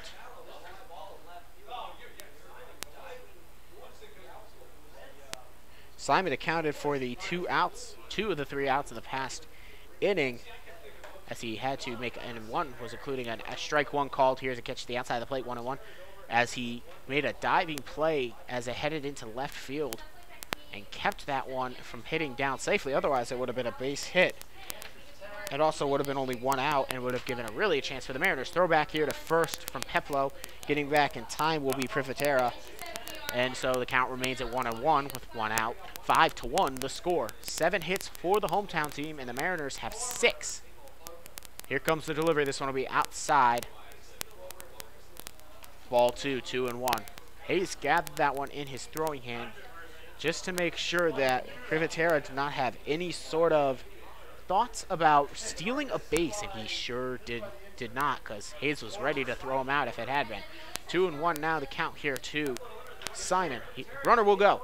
This one will get down into right field, and now Privitera will head over to third. And so with a 1 out single, runners at the corners now. Simon will get his second hit of the game. It'll be 2 for 2. Mark Casablanca 0 for 1 with a walk in the third to lead off the third will now come up. You would have wished to have seen Evan Spry make a better play on that ball. He certainly had a chance. Instead, he just let it leak into third, let it leak into right field. Would have loved to have seen him make a better play on that one, but it is what it is. He decided it wasn't worth diving for. Perhaps wasn't going to get it anyway.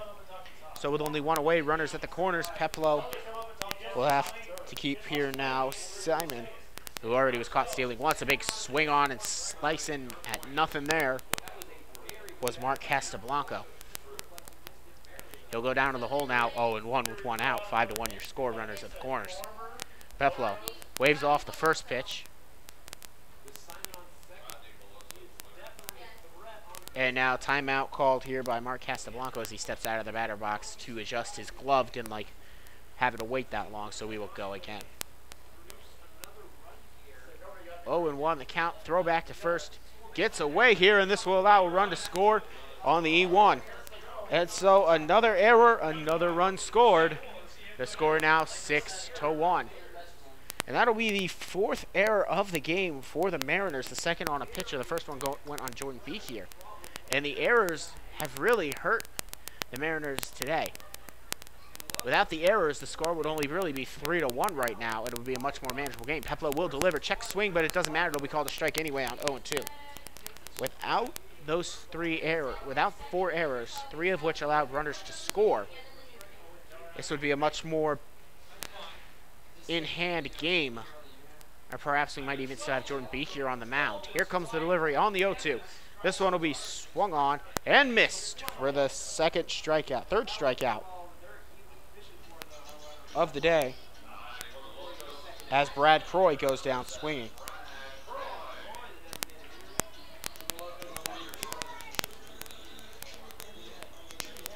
Brad Croy will not actually step into the box. It was Casablanca who went down swinging. And so now Croy 0 for 1 on the day with a walk back in the third. He'll swing this one right down the middle, and he'll get down for a base hit. And so Croy will allow Tyler Simon to go over to third. And it's still only, and now with 2 away, runners once again at the corners. As the first hit of the day for Brad Croy, and his second time reaching base safely will bring up Tyler Anshaw 1 for 2 on the day with a single that drove Jordan Beaker out of the inning, and a third with nobody out. Peplo would love to get out of this inning, only allowing the one run, which was unearned. Mariners defensively today just have not been on. This one will be outside, misses low, ball 1.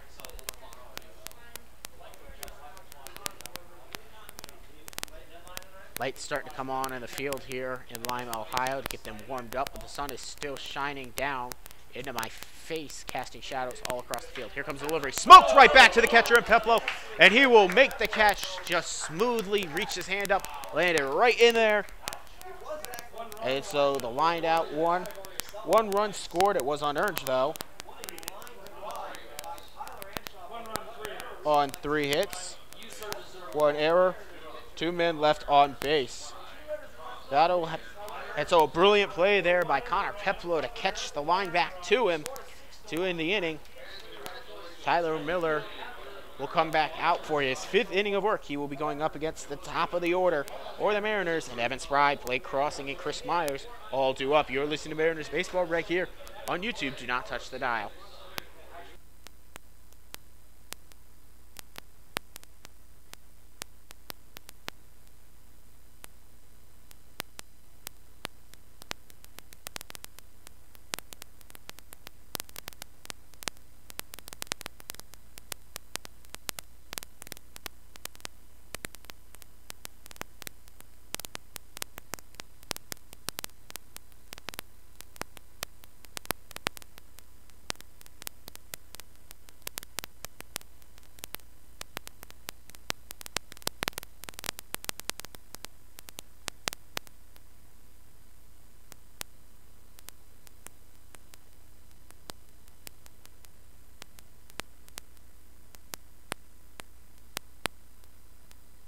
So I misspoke. The run in the previous inning will be earned because he would have scored on the single that followed.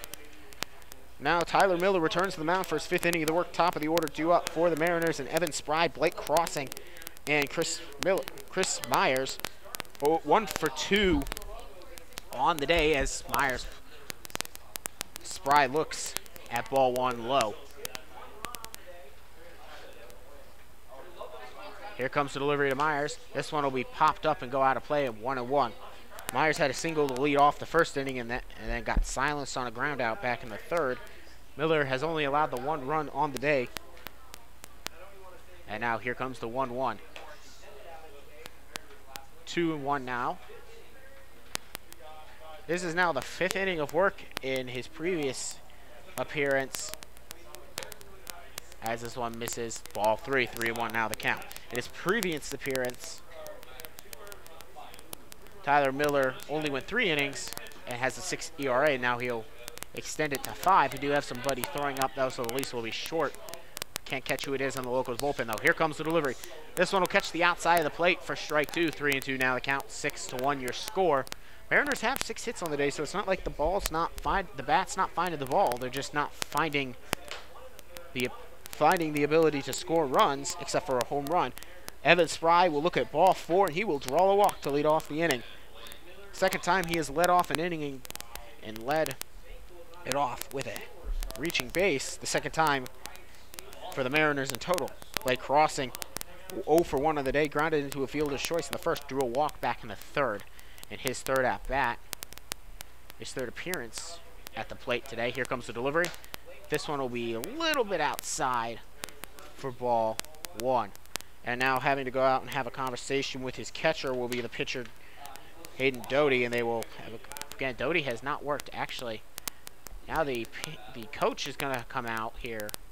They're going to have a conversation in the middle of an at-bat. Usually they don't happen in the middle of an at-bat. Most times they happen if it's after an at-bat, but with a 1-0 count, they're going to have a conversation, perhaps a little bit of an injury. This is the only time you really see anybody, a coach, come out and talk in the middle of an at-bat.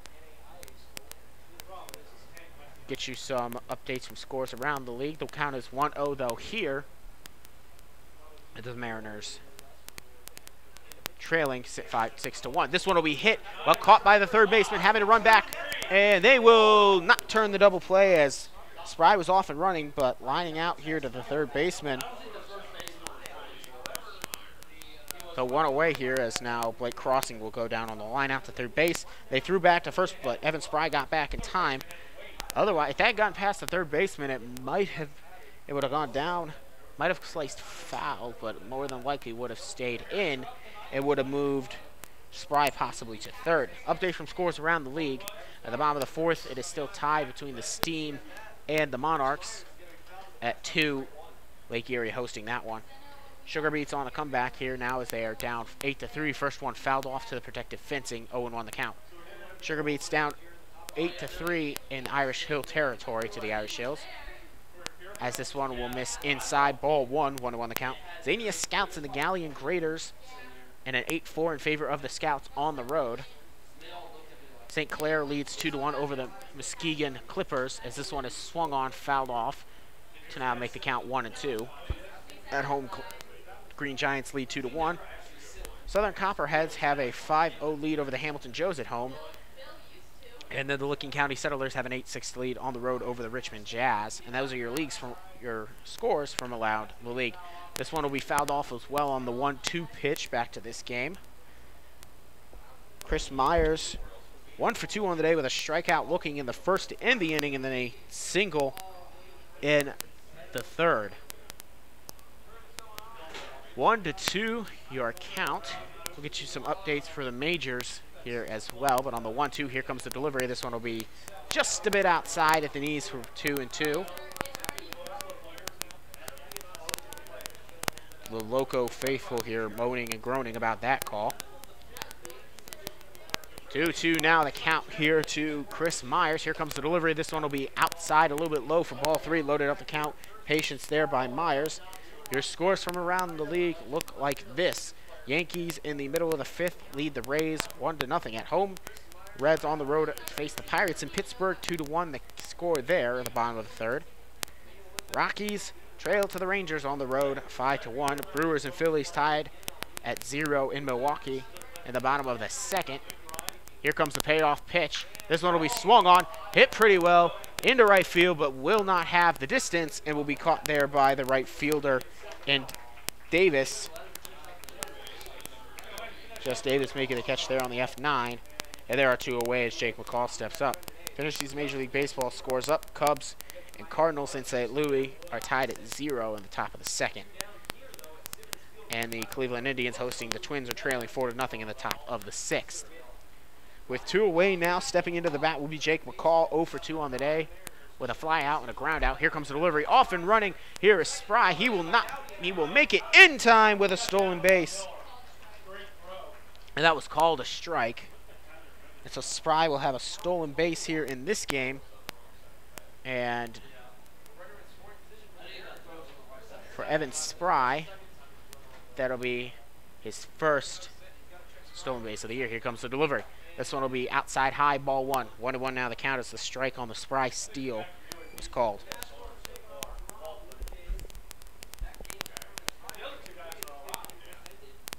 Here comes the throw on the 1-1. This will be a little bit low for 2-1. Sun continues to set here, about to disappear behind the tree line in the background that works as a little bit of a shading here for this field. Simmons Field, a pretty nice field here in Lima, Ohio. They love their Locos here in Lima, probably about all they've got going on, really, other than a sky's chilly. Here comes the 2-1 delivery, low and outside for ball 3, 3-1 now the count. They are the defending champions for the Great Lakes Summer League, though, so they do have that to brag about. 3-1 now the count here.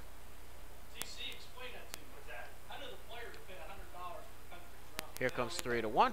This one will be low, and so ball 4 will walk McCall here with 2 outs the first time he reaches base safely to bring up Ryan Stacy. Flashback to the 4th one when on a first pitch he cracked it out to right field, and without a doubt, I was looking down at some stats when that one came, and yeah, I knew it based off the sound of the bat. That one was going to get out of here. He is the only run for the Mariners, but before we bring up Ryan Stacy's, there will be a pitching change. So the 2 runners on base right now are still accounted for Tyler Miller. He's only allowed the 1 run thus far, 6 hits. But he will be put aside. Here's now the call to the bullpen will be made. We'll step back and talk about the new pitcher when we come back. Thank you for listening. Donovan Mann here. Score 6-1. We will be right back.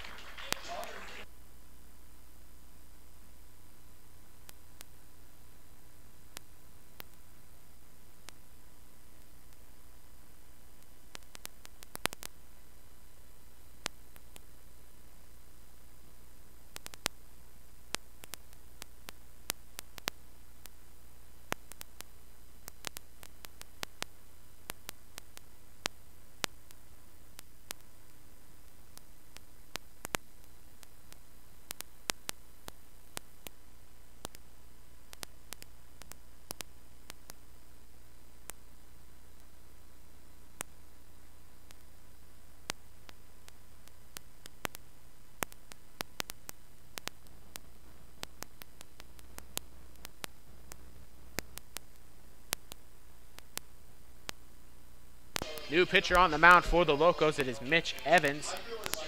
Does have an appearance on the year, but he didn't record an out. He walked the 1 batter he faced. So no ERA, though, for him. From Shyok Khan, Wisconsin to Northwestern Ohio. He's a senior there this coming year. In college, he had 32 appearances with 1 start, 50 2/3 innings pitched, 2.49 the ERA, 7-0 record with 47 punch-outs. He'll be trying to close the door here on a possible Mariners positive run inning here, as they have a man on first in Jake McCall and a man on second in Evan Spry. Evan Spry stole second, but wouldn't matter because he would have been walked him the previous at-bat. Anyway, so Ryan Stacy with the home run to his name. We're going up against the new righty and Mitch Eben, standing at 6'1". Gather at the face. Check back to second. Here comes the delivery to Stacy. This one is a high heat. No swing in there. 1-0 the count. Again, Stacy led off the 4th inning with a cracker off the bat. Just flew and just left the yard in a hurry. And now he has a 1-0 pitch as a check back here from Eben, and the delivery on the 1-0. This one will catch the outside corner for 1-1 now the count. 2 outs here, runner on first, runner on second.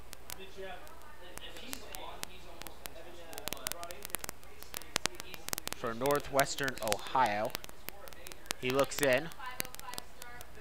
On the 1-1, he will gather at the face. And here comes the delivery on the 1-1. This one will be fouled off here. Looked like ball 2, but he'll foul it off here just to be safe. And so Ryan Stacy now down to the hole, 1-2. If Ryan Stacy were to reach, it'd be Tyson Hayes, 1 for 2 on the day to follow up. He's in the on-deck circle right now. Right now, the count is 1-2. And Stacy with 2 outs will be looking to stay alive and keep the inning going for the Mariners here in the 5th. Here comes the delivery. This will be outside. Ball 2, 2-2 the count.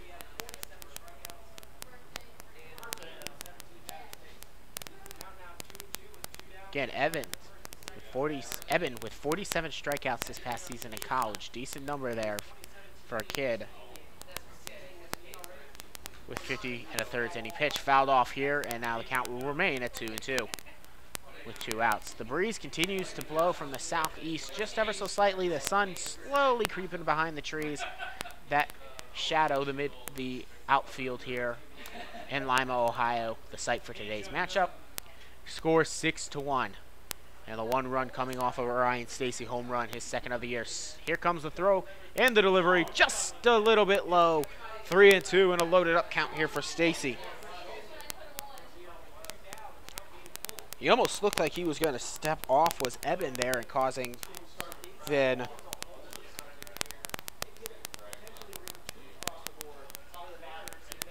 potentially costing running back, and this one will be hit well and fouled off. As I was saying, it looked like he was going to step off and turn to second, causing Evan Spry to turn around. But instead, he threw the pitch and delivered ball 3. So 3-2 now the count as it is loaded up. Runner on first, runner on second. Runners got to imagine will be going here. And they are. Here comes the throw. Ball 4. And so now the bases are loaded on the third walk of the inning by a Locos pitcher. This is the first one here for Mitch Eben, the righty. So this will bring up Tyson Hayes. Got his first hit of the year back in the second inning, and he is 1 for 2. Batting righted. So the bases walked, loaded. And now Eben will look in. And Hayes with a chance to get the Locos within closer. He'll look, though, at a knee-high fastball for strike 1, 0-1 the count. The first two runners on, the runner on third, runner on second, and Mitch McCall and Evan Spry, are both accounted to the record, though, of Tyler Miller. And this one will be swung on, foul tipped down for 0-2 now to make the count with 2 outs here. Bases loaded. You would love for the Mariners here, if you're a Mariners fan, to get a hit here. You'd love to see the second hit of the year and the second hit of the game for Tyson Hayes. Because a base hit here would score at least 1, and if he finds a nice hole, it will easily score 2. And if he smokes it, gets a grand slam to bring it back within 1. Strike 3 called, though. Catches the outside corner. Tyson Hayes not happy with the call. Seen it call the ball earlier today, but has also seen it called a strike, and it'll be the third strike, the first strikeout of the day for Mitch Eben, and he will complete the inning here. So Tyler Miller's day is close, only allowing the 1 run on the Ryan Stacy home run, and Mitch Eben will get the final out. In this inning, there were no runs scored on, no hits, no errors, and 3 left on.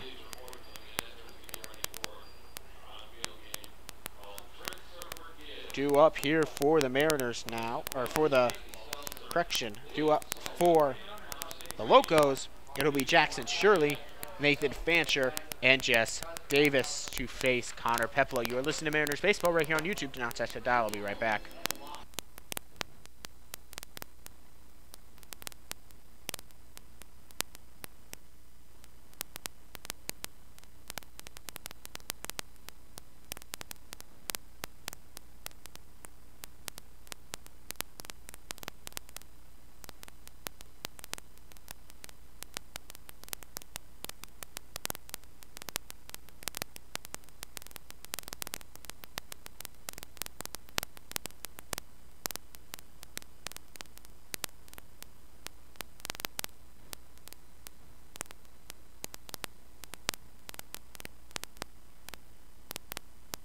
Connor Peplow returns to the mound for his 3rd inning of work to face up here against the 6, 7, 8 hitters of the Locos lineups. In every inning thus far, the Locos have reached safely to lead off. And so Peplow will be trying to end that trend here as he takes the mound. It'll be Jackson Shirley, 1 for 2 on the day with a strikeout in the 3rd and a single in the 2nd. He was actually the first batter that Peplow had faced, and Peplow struck him out promptly before allowing a fielder's choice RBI, and then striking out Davis. So here he will deliver, and this one will be foul tipped straight to the protective fencing to make the count 0-1.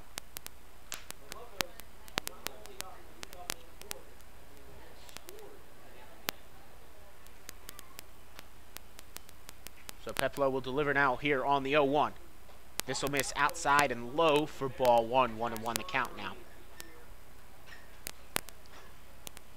really the primary struggler for the Mariners in this game, in this series, and on the year has been pitchers with command. They've not been able to find the strike zone too often, but when they do, they've been hot, and they would certainly, as the year goes on, assume that they might get a better sense of the strike zone. Here comes on the 2-1. It's the first one missed. This one's popped up. Will go on just the edge of the outfield, and Crossing will call off Spry, and Crossing will make the catch to put the first one away. And for the first time in this game, the leadoff batter for the Locos will go down.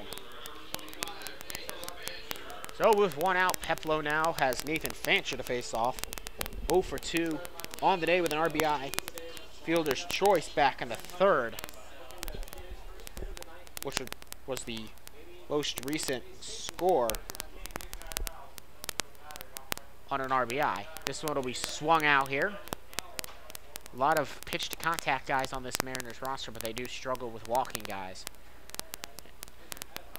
And of course the defense here has harmed the Mariners just as much, though, with the 4 errors here in 5 innings. 2 of the runs directly scored off of errors, as this one is swung on here and fouled off again, so now the count remains at 0-2. And then of course 3 runs scoring on errors, though one of them will be. So this could be 3-1, but instead it's 6-1 because of the errors. Now the 0-2, here comes Peplo to deliver. He will get this one swinging, it'll be fouled off and out of play. And Nathan Fancher staying alive there in the 0-2 count still. The sun has disappeared behind the trees now, and it is, you can definitely feel it cooling off now as the beating sun no longer hits us. The press box is an open face. Strike 3 called. He goes down looking. Nathan Fancher looks at strike 3 for 2 away, and Jess Davis now 1 for 2 on the day with a strikeout and a single will now step up, try to keep the inning alive for the Locos. But Peplo now feeling a little bit good after getting that strikeout, his 4th of the day. Here comes the delivery. This one will be inside, ball 1.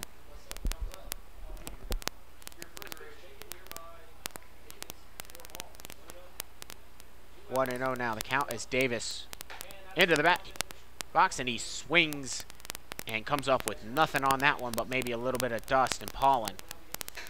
1-1. With 2 outs, Peplo will look in, get his sign. He will hold, and now timeout called here. And steps out of the box, will be just Davis. Not liking to have to wait that long here, we will go again. Waves off the first pitch, waves off the second pitch as Peplo likes the third, and now here comes the delivery.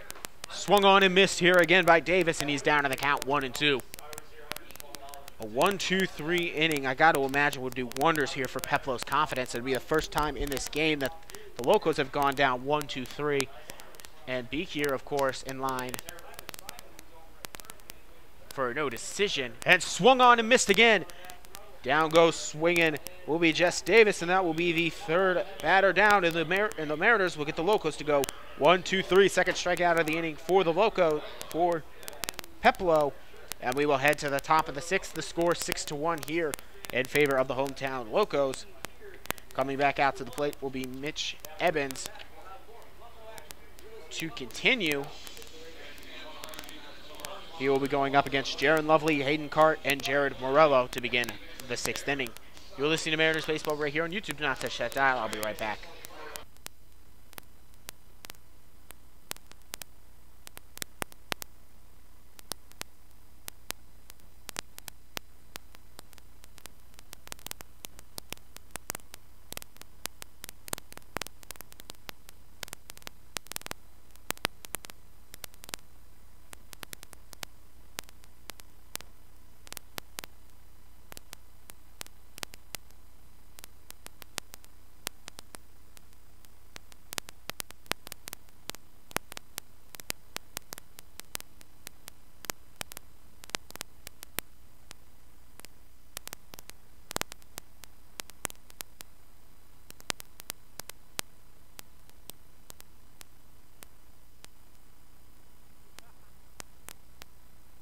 Hello, welcome back out to Mariners Baseball live from Lima, Ohio.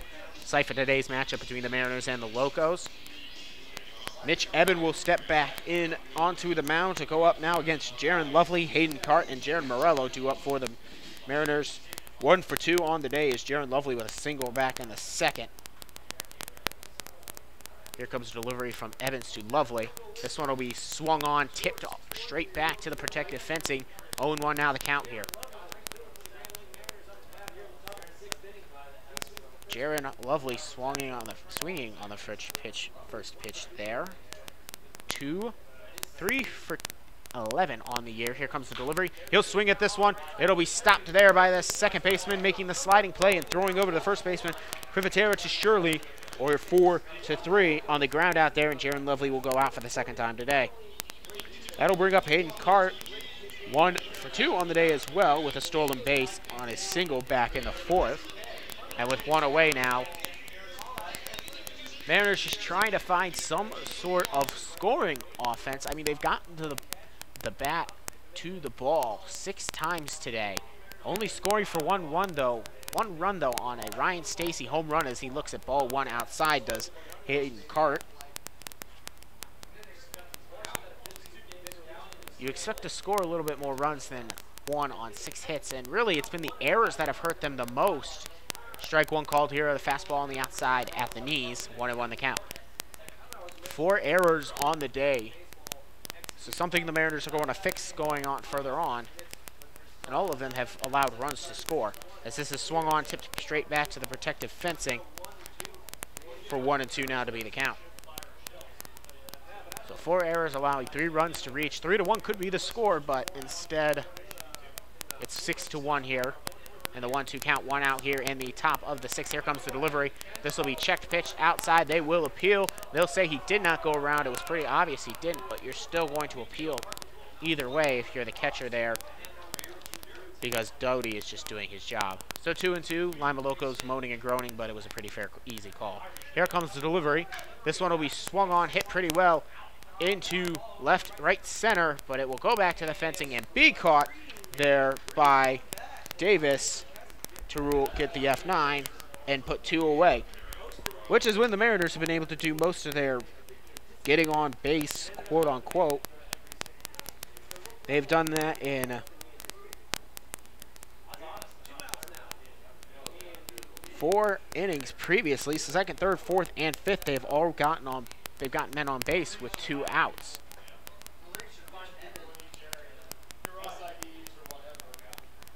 So, looks at ball 1 there, 1-0 the count now. 2 out, nobody on here in the top of the 6th. Here comes the delivery, special delivery, and he will throw it out and out of play for 1-1.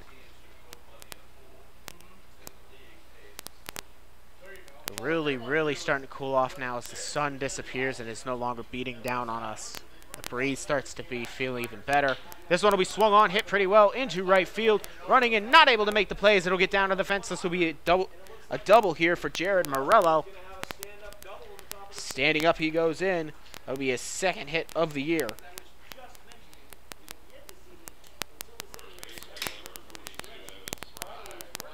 So, once again, the Mariners for the 5th straight inning will get men on with 2 out. So Evan Spry back to the top of the order we go. 1 for 2 with a walk in the 5th and a stolen base. He has a singled in the 1st. He'll love to keep this inning going, though, as they trail 6-1. This will be fastball at the knees for strike 1, 0-1. Wasn't the pitch he was looking for, taking all the way he was there. And so Eben, the pitcher, the righty, going up against Spry, the lefty. This one will be swung on, fouled back and out of play for 0-2. Now the count is quickly, and Spry's got some work to do, as he is now in the hole, 0-2. Looking to keep this one going now. Eben looks back to 2nd. Here comes the delivery. This one will be high heat. Almost gets away from the catcher, but he makes sure that he lets Jaron Morello know that he had that one in his glove. This is the 6th game of the year for the Mariners. They are 2-0 at home, but so far 0-3 on the road. In danger of falling to 0-4 now as we are in the 6th inning as they trail 6-1. This one will be hit pretty well into right field. Running over, making the catch, and grabbing it will be the center fielder in Castablanco to save a score there. And so that's been the story of the day for the Mariners as Spry flies out to the on the F8. They've been able to get the ball to go and get the hits, but they haven't been able to score anyone, so good job by the defense there of the Locos and the pitching to not let this one, because this one could be a lot worse, as that could have been the second run scored, but instead, Mariners will now head to the bottom of the 6th, trailing 6-1. Connor Peplow assumed to step back out, and he does. He will come out to face Brandon Doty, then back to the top of the order, and John Privatera and Tyler Simon. You are listening to Mariners Baseball here on YouTube. Thank you for listening. I'll be right back.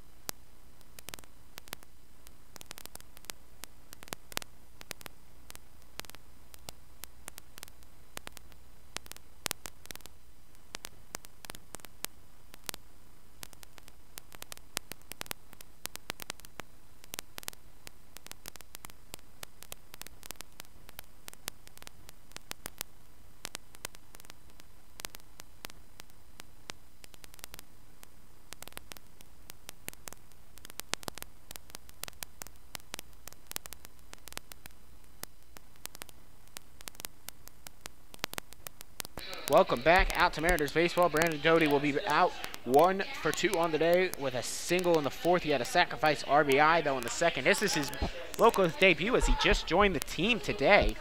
Louisiana State attendee. And he's had a pretty good debut, I would say, as he gets ready to step in for his 3rd at-bat to face Connor Peplow back out here in his 4th inning of work. Nobody up in the Mariners bullpen, as 1-0 is the count now as he misses with ball 1. There might be somebody actually throwing up. Can't quite see due to my angle. And there's also somebody up in the Locos bullpen as well. This one is swung on, foul, tipped back, and out of play. 1-1 now the count. 6-1 the score. The Locos lead here in the bottom of the 6th. Mariners trying to find some late inning magic, though. But first, they've just got to stand strong defensively. Again, it's merely been the errors that have been hurting them more than anything today. This will be swung on and missed there by Brandon Doty to go down to the count 0-1 and 2.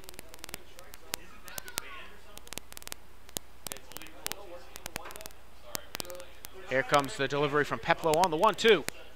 And, ooh, just missing 2-2. Seen it called a strike today, folks, I'm telling you.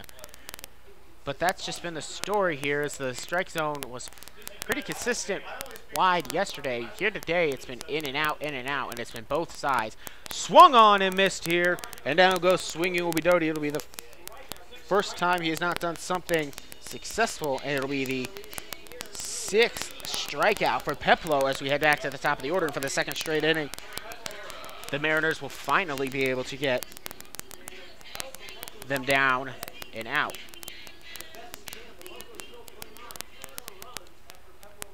So Peplow with a 6-1 trailing. Here he is in line for the loss. Here comes the delivery. This one will catch the outside of the strike zone. Strike 1, 0-1 the count now. Here quickly to John Privatera.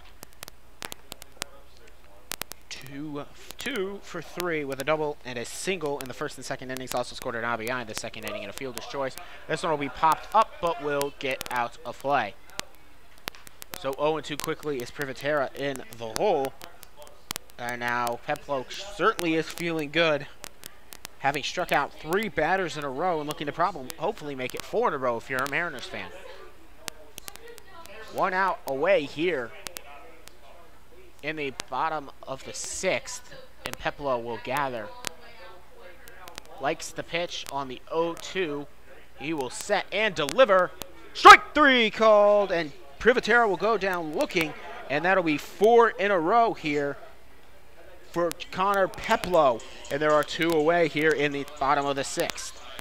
Tyler Simmons, the shortstop, 2 for 2 on the day with a couple of singles, also reached on an error back in the 2nd. It's the only error that hasn't resulted in a run for the Mariners.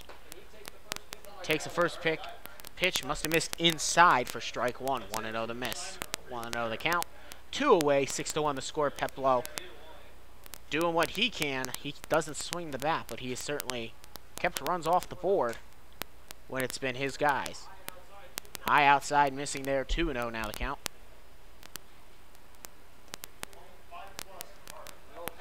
Again, Peplo has struck out a lot in this inning. Here comes the delivery now. Big swing and a miss there. 2-1, almost overextended there. He has struck out a total of 8 batters thus far, adding to his 3 previously. This one will be fouled back into the protective netting here, or fencing, I should say. That'll make the count even at 2-2. And Peplo with 2 balls, 2 strikes, 2 outs, nobody on. Might be looking to strike out the side here and get his 9th strikeout of the game. And he's in line for the loss. Here comes the delivery on the 2-2. Oh, just misses there. 3-2.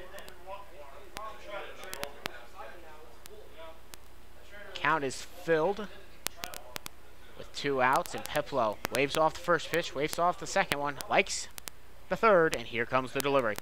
Outside, ball 4, couldn't get him to go fishing, so a 2-out base runner here now, as Tyler Simon will reach for the 4th time today. All 4 at-bats he has reached. So this will bring up Mark Castablanco, 0 for 2 on the day, but also reached via a walk back in the 3rd. Connor Peplo almost had the 1-2-3 inning there, but couldn't put the 3rd guy away after striking out the first 2 batters, and he will now face Mark Castablanco, who he struck out in the last time they faced off. Check back here to first by Peplo before he looks in to face Castablanco. He will gather at the letters, and here comes the delivery. This one will be swung on, fouled back, and out of play on the third base side. Down to the hole now, 0-1.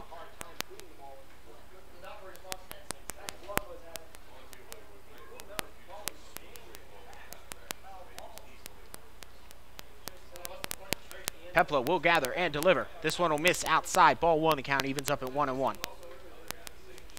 Again, somebody throwing out in the bullpen for the Mariners, but Peplo looks like he doesn't want to leave this game quite yet, though this might be his last inning of work. Also for the Locos, somebody is up and throwing. Here comes the delivery. This one will be swung on and fouled off. 1-2 now the count.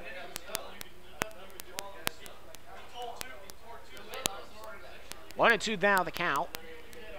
Here to Castablanco. Castablanco.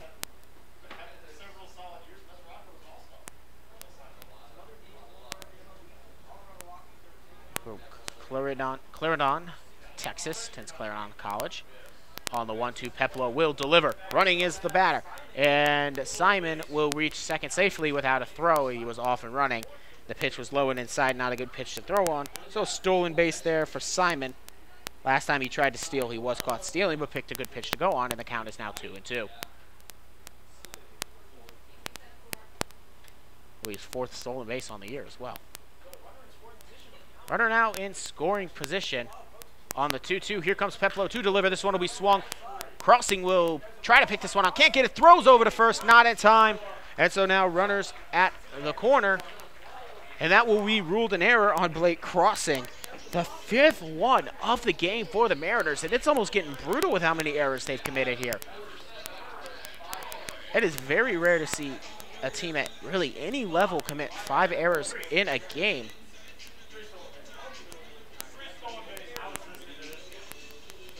That is just brutal.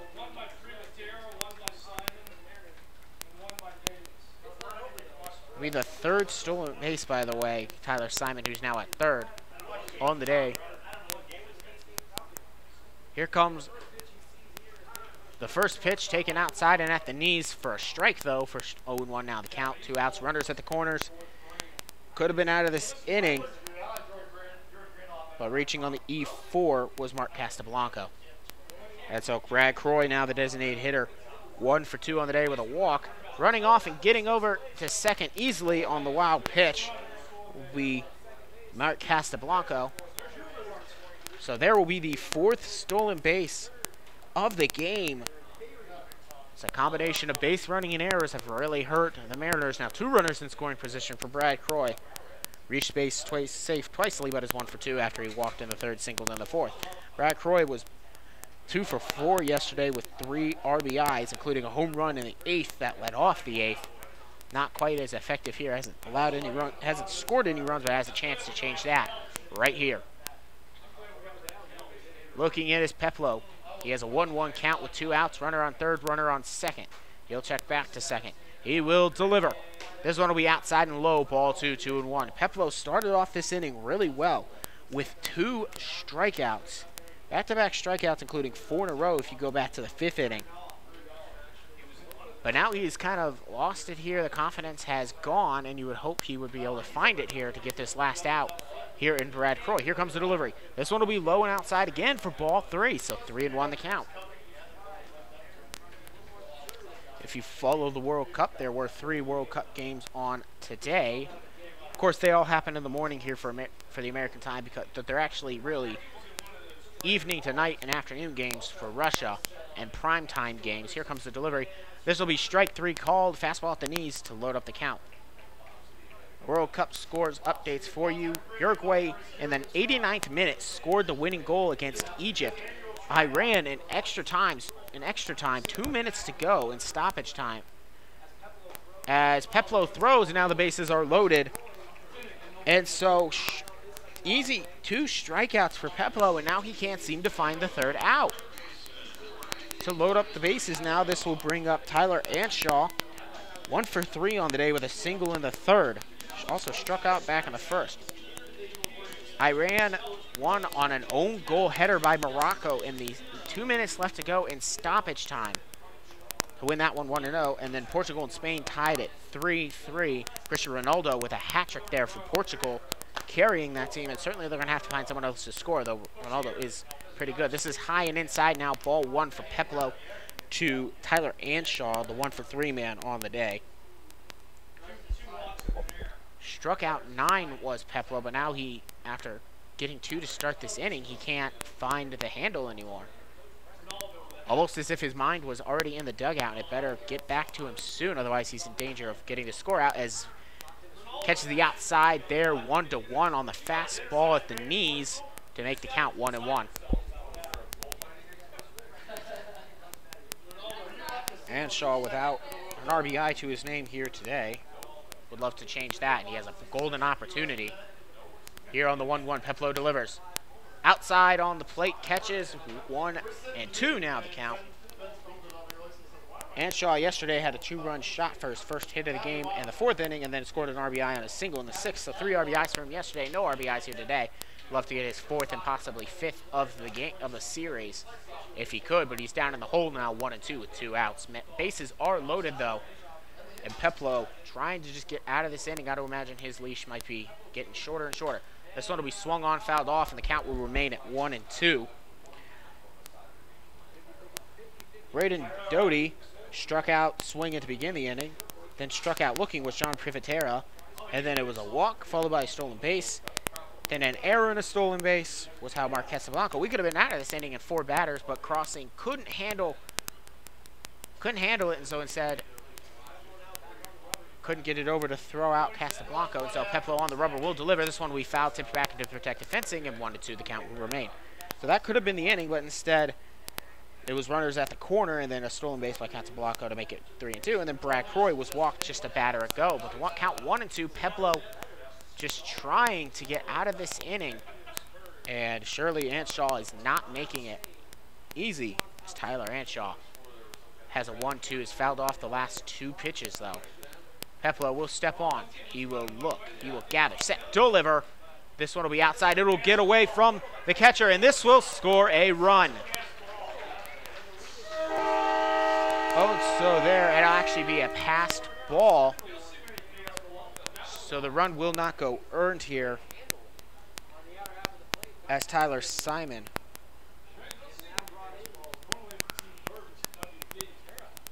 on the pass ball.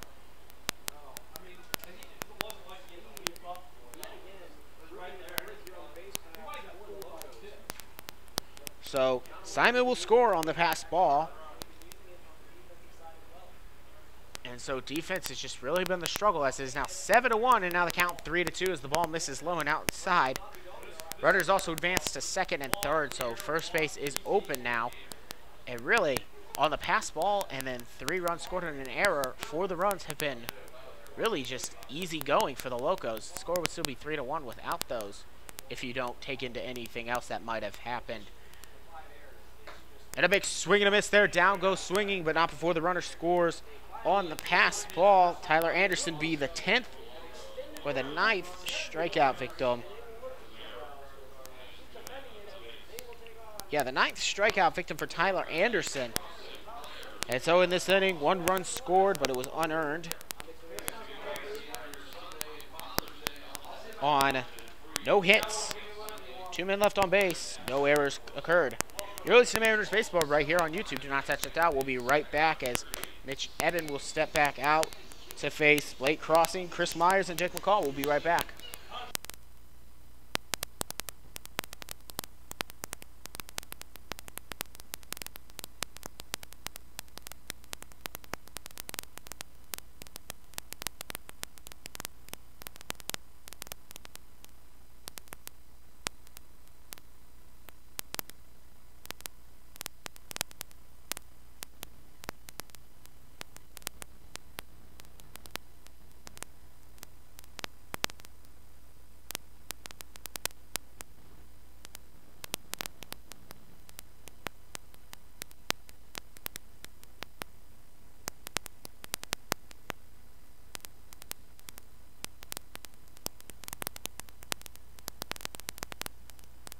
So now it is the 7th inning, the top of the order due up for the Mariners as it is the 7th inning here. The second hitter, Blake Crossing, and Chris Myers, Jake McCall due up. Blake Crossing normally is in the top of the order as he takes the first pitch, missing strike one, ball 1, 1-0 the count. Blake Crossing has reached base safely via the fielder's choice in a walk, but he's 0 for 2 on the day. Here comes the delivery. This one will be hit off the bat pretty well into right field. It will get down. Playing it safely off the hop there was the right fielder in Davis. But Blake Crossing will get the leadoff single. And so Chris Myers will now keep things going here as we enter the last third of baseball. The last 3 innings. Crossing 1 for 3 on the day with a single back in the third. He'll be looking to keep it going. Blake Crossing on first. Blake Crossing has some speed. He was caught stealing, though, earlier in this game after getting on the fielder's choice. Here comes the delivery. This one will be hit pretty well out to center field, but not going to get far enough. He'll have too much hang time, and center fielder there, Casablanca, will get the out. And then scampering back to first will be Blake Crossing. On the F8, Chris Myers goes down on the first pitch. Jake McCall, 0 for 2 on the day with a walk in the 5th. Now comes up with 1 away runner on first.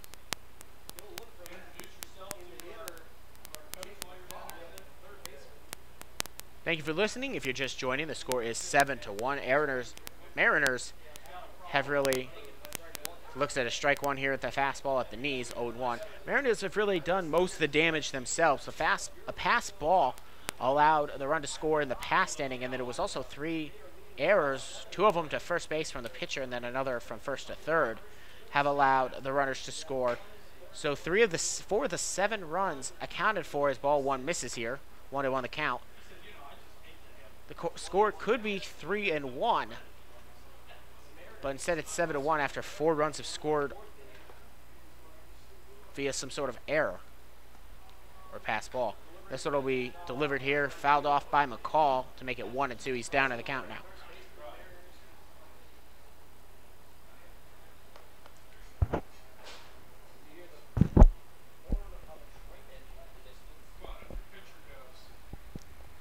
Eben will look back. He will gather and deliver. This one will be a high fastball, really high at the face, but not in, so no danger there for McCall, and he now has the count evened up at 2-2.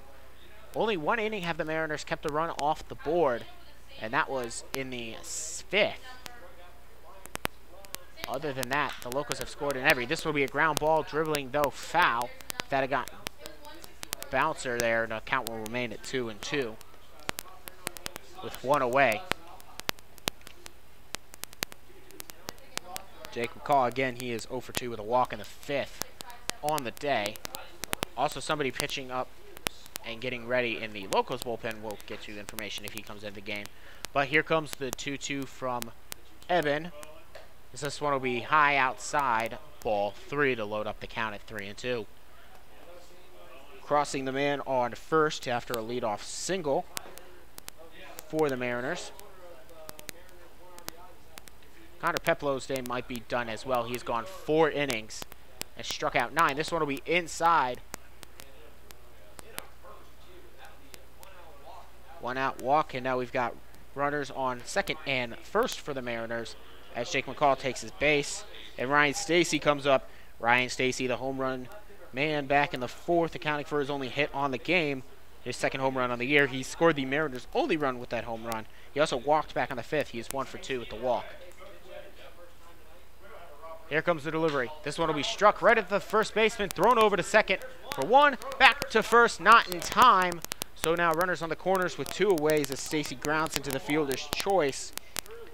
3-4. And Shirley trying to make that play on the double play, but Privatera could not get it back to Shirley at first. So with 2 outs, runners on the quarter, Blake Cross. By the way, have 8 hits for the Mariners and only 1 run scored. The issue is they have not been able to score any runners when they get them on. Oftentimes, a lot of their hits have come with 2 outs. Here comes the delivery from Evan to Tyson Hayes, who looks at strike 1 on the outside corner. 1 for 3 on the day is Tyson Hayes. He got his first hit of the year back in the 2nd inning. Other than that, he struck out and popped out. Here comes the delivery on the 0-1. This will be outside for ball 1. 1-1 now the count. Including having a bases loaded situation the Mariners did yet in the previous inning. And they were not able to score any runners off of that, which has just kind of been the issue here in this series and on the road. This one will be popped up and out of play, straight up. It'll actually stay in play, and Tyler Anshaw, the 3rd baseman, comes in to make the catch to record the 3rd out. And like I said, it's been that kind of day for the Mariners, which they've gotten men aboard.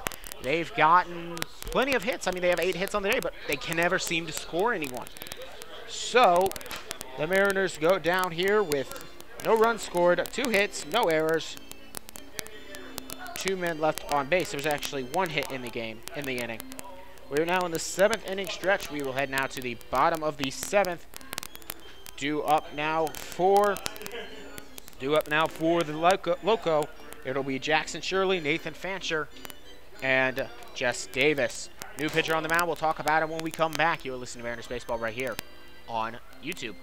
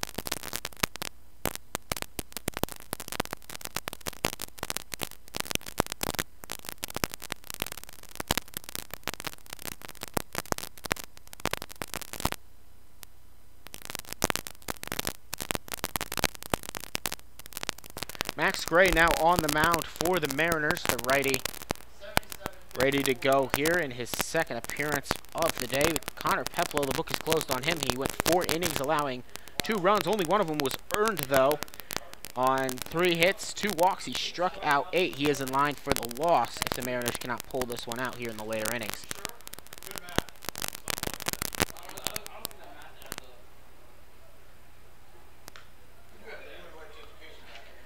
Max Gray will be facing off against Jackson Shirley, Nathan Fancher, and Jess Davis. Max Gray on the year has one previous appearance, has not allowed a run, only went one inning, and he walked a batter. He attends Tennessee Wesleyan College. He'll be entering his senior season. 3 games with 2 innings pitched this past season, 4.50 ERA. He previously played at Heartland Community College.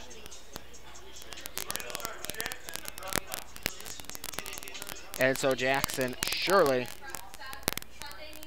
1 for 3 on the day, will be going up against Max Gray, the new pitcher. Got to imagine Evans' day might be over as well. We'll get more confirmation on that, though. Max Gray will deliver. This will be a high fastball, misses ball 1. 1-0 now. They count here. Jackson Shirley, the Danville area college is where he attends. 1-0 delivery here from Gray. This one will be hit off the bat into left field, so a leadoff single will be for Jack Shirley. So Nathan Fancher will come up now with a man on first, nobody out. 0 for 3 on the day with an RBI and grounded into a fielder's choice back in the 3rd, which is how he got his RBI, but he is 0 for 3. Fancher batting left against the righty here, Max Gray. Fancher attends East Georgia. He's from Kenshaw, Georgia. Soon to get 6 feet tall. Fancher, Gray delivers to Fancher. It'll be called outside for strike 1. 0-1 now the count. Caught the outside of the plate. The sun has disappeared from us, though you can see it reflecting to the pink to the skyline as it continues to disappear here as we are in the bottom half of the 7th inning. 0-1 the count now here to Gray with a runner on. This one will be hit high into left field. Running back, making the catch. He lost it, so it'll get down to the fence, and it'll be a no-out double there. Should have been a routine play there for the left fielder in Cart, but it's just been that kind of day. It was a fly ball hung up there really high, and then as the last moment, Hayden Cart just lost it. This is the 2nd time in this series we've seen this happen. This one was out in center field to Ryan Stacy where he just looked at it. And another defensive lapse there for the Mariners as we got nobody on. Well, we've got 2 runners on now with 3rd and 2nd. Nobody away, and Max Gray will have some work to do. For Jess Davis, 1 for 3 with a couple of strikeouts and a single on the day. The right fielder will face off against Max Gray for the first time. This will be a strike at the knees fastball, 0-1 the count.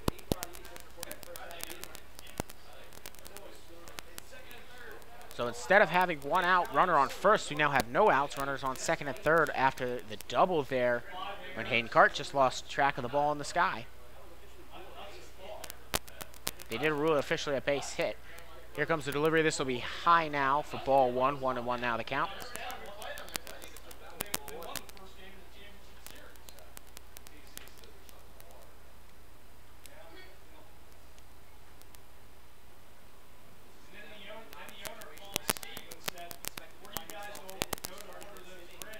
Here comes the delivery. This will be swung on and missed here. To go down in the hole now will be Jess Davis. Reminder, this is a matchup from last year's championship series in the Great Lakes Summer League, but whole new teams, couple of new coaches for everybody. Not the same teams, just the same team names, colors, and fields. Mariners dropped that one. Final count in the best of 3, 1-2 to the Locos. So they won the last 2. This will be strike 3 called. Down goes looking is Jess Davis as the fastball inside at the knees. Doesn't agree with that one, but it'll go away. So runner on 2nd, runner on 3rd still, but now 1 away on the strikeout will bring up Braden Doty, who struck out in his previous at-bat. Other than that, he is 1 for 3 with an RBI, sacrifice in the 2nd, and a single in the 4th. It'll be the 4th batter for Max Gray here as he will gather. Look in, and he will deliver. This will be swung on, fouled off, though, down the first base side. 0-1 is the count.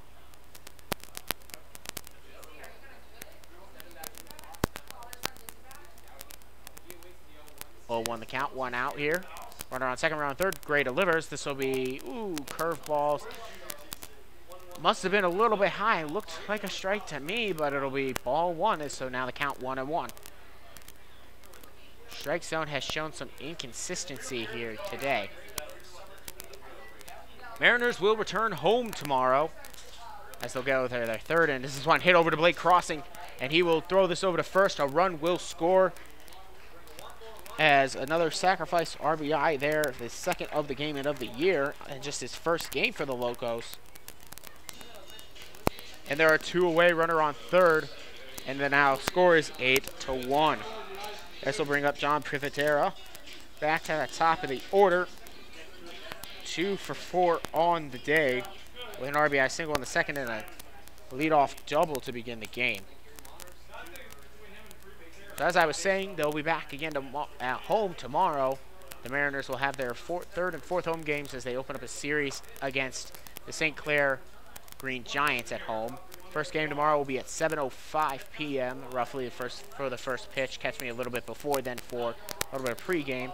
And then the second game will be at 4:35 roughly tomorrow Eastern time as they'll finish out that series. 1-0 the count now. As he misses, he'll deliver the 1-0. This one will miss inside for ball 2. 2-0 now the count. After Peplo struck out 8,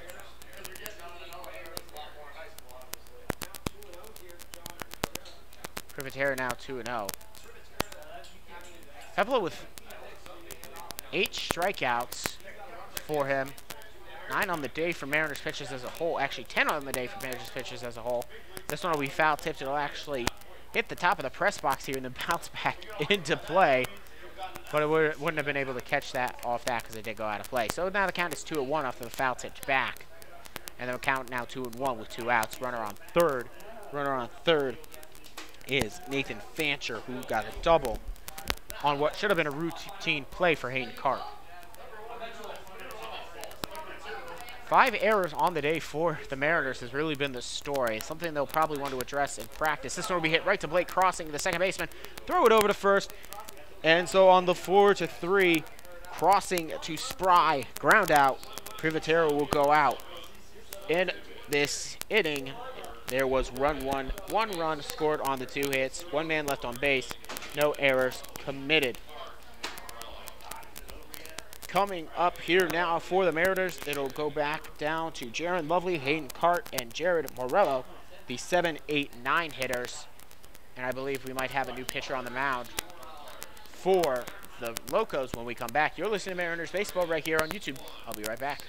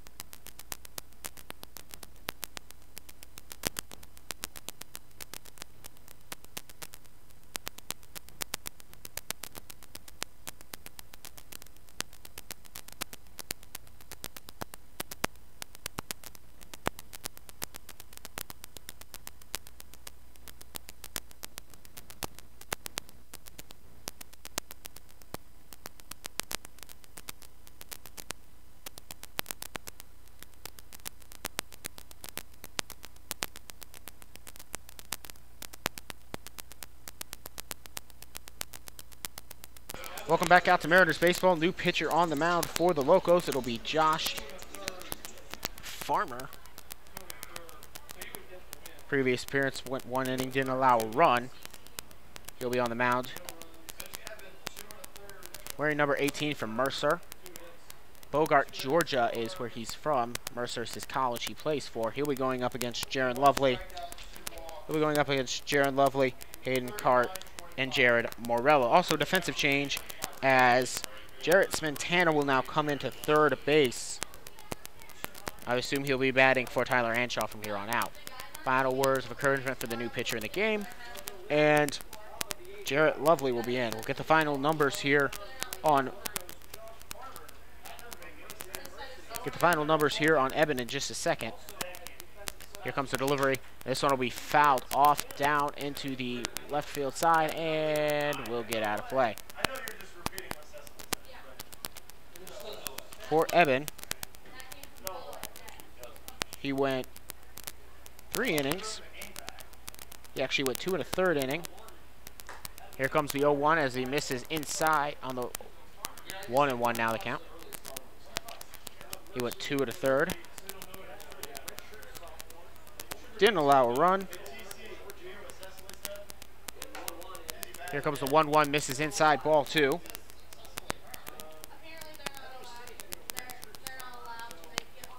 Hit 2 hits for Eben. Here comes the 2-1 here, Farmer. This one will be hit by Jaron Lovely, but slicing foul. Dribbles down the first baseline, 2-2.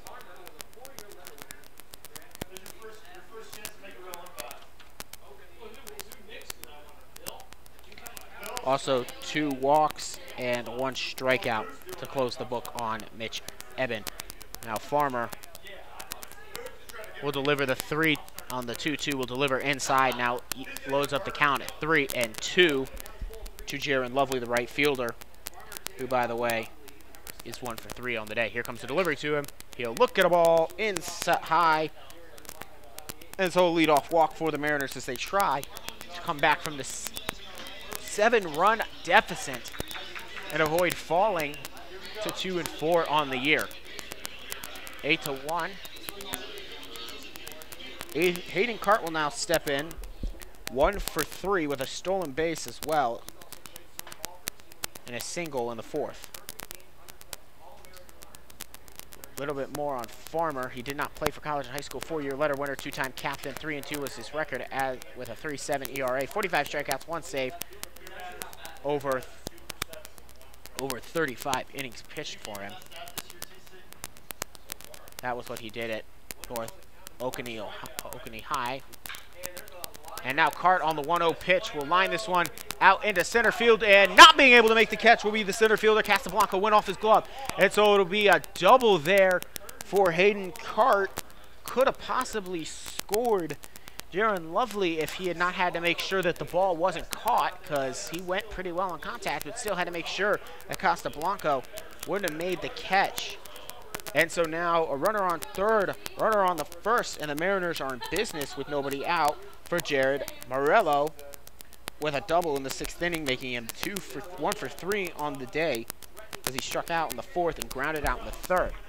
Morello will try to continue this inning with nobody out. Morello will look at strike 1 as it slides into the strike zone there, 0-1. Again, Morello, 2 for 6. 2 for 7 on the year as he looks at strike 1 on the 0-2. Now he is down in the hole. He could get his first couple RBIs of the season here with a base hit. Transfer to St. Leo College from St. Joseph's, hitting .345 as a sophomore at St. Joseph's. He was the 2nd-team All-American when he was there. High school, he had a .591 batting average at Hoosick Valley. That was as a senior. He had .591 as he looks at ball outside and low. 1-2 now the count here to Morello.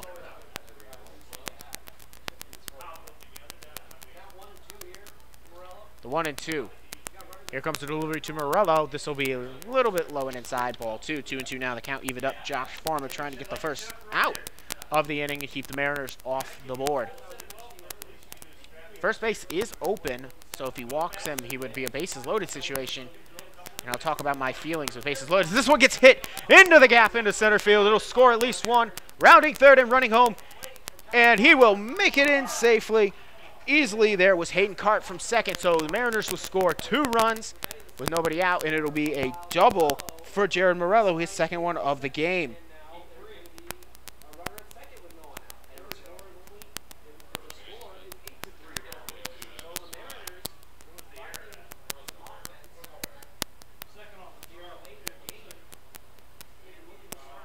So,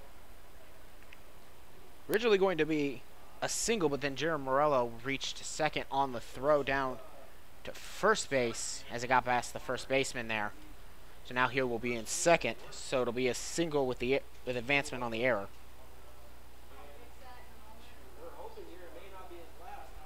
So 8-3 now with nobody out. Evan Spry now steps in. 1 for 3 on the day with a walk also and a stolen base back in the fifth as he looks at strike one to begin the at-bat. So Mariners now bring it back within 5, and you could imagine if those would only be a one-run game if not for those runs that scored either by a wild pitch or the 3 that scored on errors as the ball 1 misses here high, 1-1. But you can't look at that now. You've got to look forward here and see if you can't, even if you don't win this, prove that you can try to start a rally. But 8-3, and there is somebody up throwing in the Locos bullpen as well. Here comes the delivery. This will be outside, ball 2, 2-1 the count. 8-3.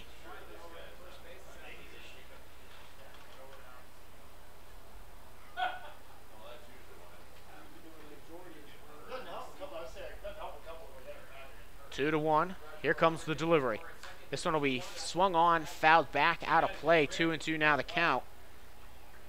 And Evan Spry trying to keep the inning going here. There's nobody out. Runner on second. Runner on second, by the way, is Jared Morello, who just had the 2 RBI double.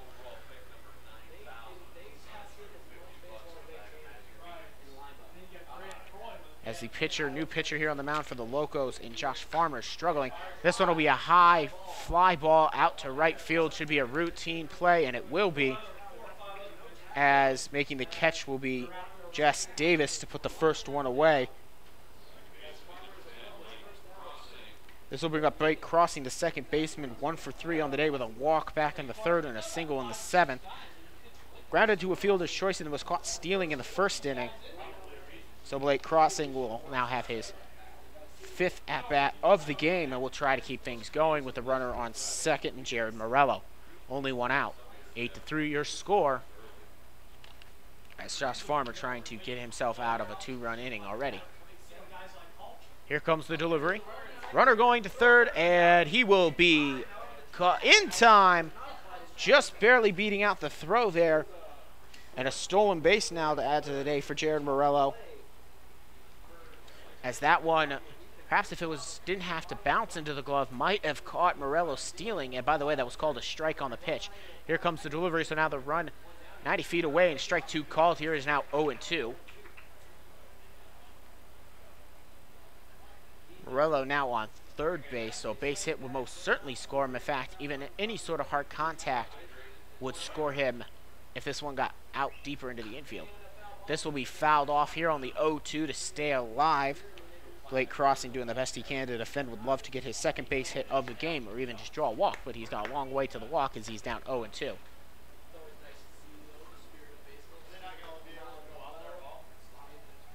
Here comes the delivery. This one will be hit well, but will slice foul. His count remains at 0-2. That one could have been a base hit and driven in another run to cut the score down 8-4, but it was not to be as Blake Crossing now continues to look at the 0-2.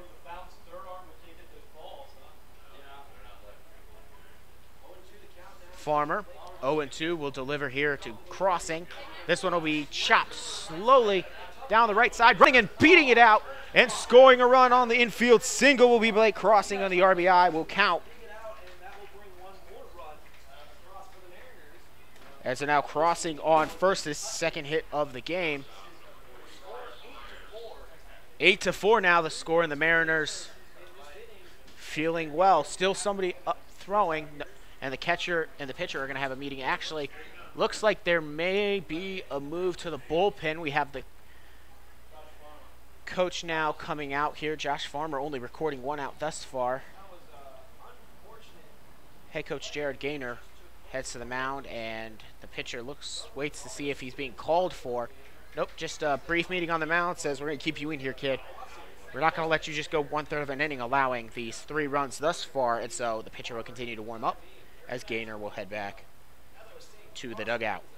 8-4 now the score after the infield single, drawing in Jared Morello from third. Only 1 out here, but double play ball is in order if possible.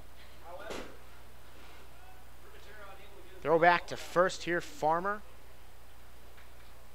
to the first baseman shortly. Chris Myers up.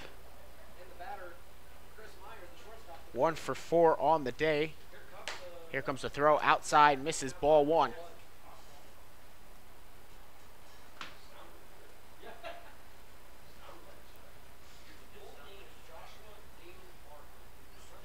Here comes the delivery. This one will catch on the high part of the zone. 1-1 now the count with 1 out. Runner on first, and Blake Crossing, who has stolen a few bases on the year. Stolen 1, as this one misses outside. 2-1. He's just maybe looking for a pitch. He was caught stealing in this game. He also, if memory serves correct, and I'll check my score card to be certain, he was actually not caught stealing yesterday. But he certainly looks like he might want to try to go. Here comes the delivery. This one will be just a bit outside. 3-1 now the count. And so Myers will try to keep the inning going here in the top of the 8th as his team trails only by 4 now. 8-4 the score. As Myers, 3-1 pitch here. This one will be inside, ball 4, and so the inning continues. Chris Myers draws the 1-out walk. Runners at first and second for Jake McCall, who is 0 for 2 on the day but has walked his 2 previous times up. And it looks like we will have the move to the bullpen now. We'll talk about the new pitcher when we come up. But here for Farmer, he only gets the 1 out, so only goes the 3rd of the inning.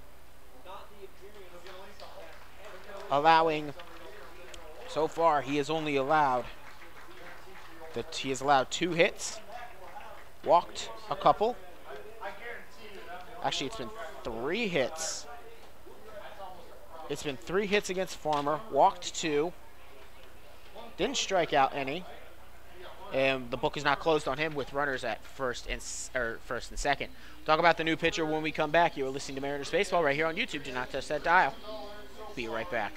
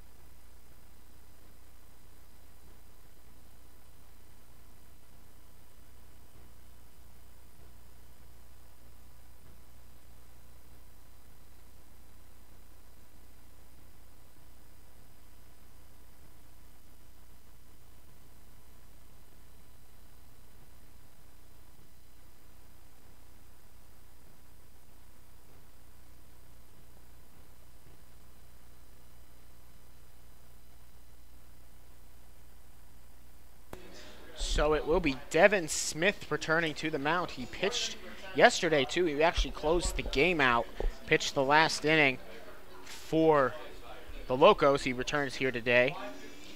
Runner on first is Chris Myers. Runner on second, Blake Crossing.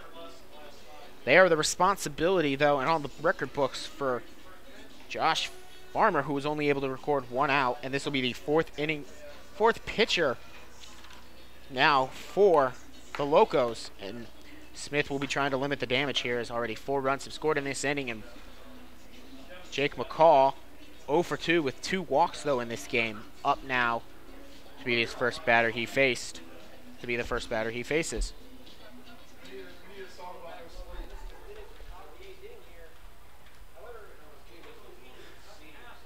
Eight to 4 now the score. Devin Smith now on the mound to face Jake McCall, 0 for 2 with 2 walks. Smith looks to deliver, and this one will be inside, catches the zone though. Strike 1. Right-handed pitcher standing at 6'4" from Franklinton, Louisiana. William Carey College is where he attends. He's a senior there this coming year. His 3rd appearance of the year as he delivers here again. This one will be foul tipped straight back. 0-2, strike, as we are now 0-2. This one kind of caught the catcher a little bit, but he's okay.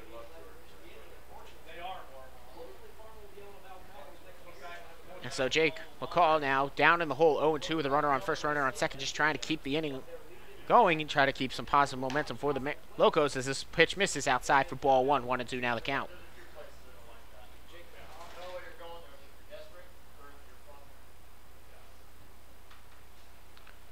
1-2 now the count with one out, and a big swing and a miss there from McCall to go down swinging the second out of the inning to bring up Ryan Stacy.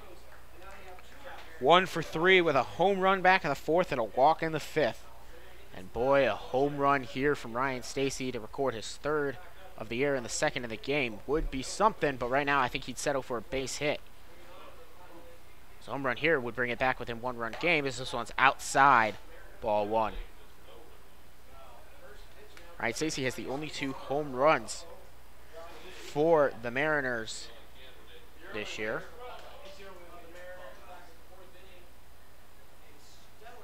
1-0 the count. Here comes the delivery. This one will be swung on and fouled. It was a hard hit, though. He might have been thinking a 1-run game there with that swing. But 1-1 now the count. With 2 outs, runner on first, runner on second. Stacy in a big situation here to just try to keep the inning going for the Mariners, try to possibly score that run from second. Another great hit, though, but this one will slice immediately foul. And 1-2 down to the hole again. He was ahead of that one.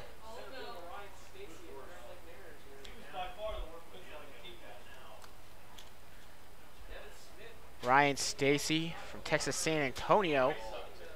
It's the college he attends. He's from Sugar Land, Texas. He attended Stephen F. Austin High. 1-2 the count here now as the look back to second. Now the delivery. This one will be swung and fouled off again. The count remains at 1-2. Stacy staying alive. Staying alive.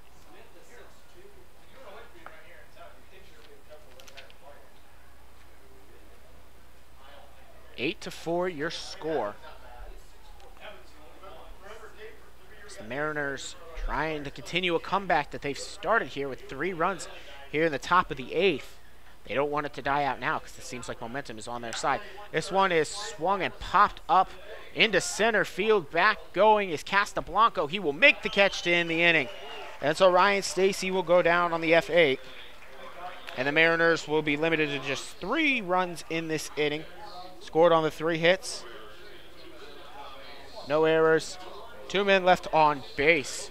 So the score now 8-4, and Max Gray will look to come back out to continue. He'll have the 2, 3, 4 hitters, and Tyler Simmons, Matt Castablanco making that catch, and then Brad Croy due up for the Locos. You're listening to Mariners Baseball right here on YouTube. We'll be right back.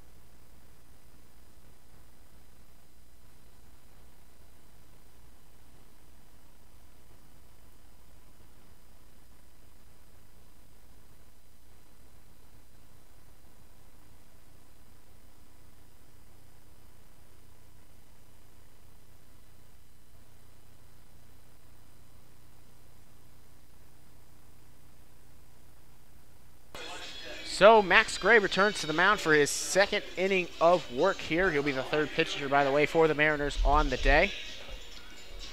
Lead has been cut down to 4. It is 8-4, 11 hits apiece for each team. The issue with the Mariners is they've just been stranding guys when they've got them on.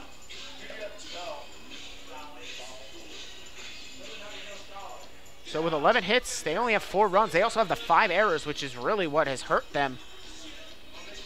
Because that and a wild pitch has allowed 4 runs to score. So this game could have been tied. But it is what it is. You deal with what you've got. And so Max Gray will be back on to face Tyler Simon, Matt Castablanco, and Brad Croy, the designated hitter, the first 3 due up. 2 for 2 for 2 on the day. Officially, he also reached for an error and walked previously. Welcome back out to Lima, Ohio. Donovan Mann, the voice of the Grand Lake Mariners for the summer of 2018, as Max Gray delivers here inside to Simon.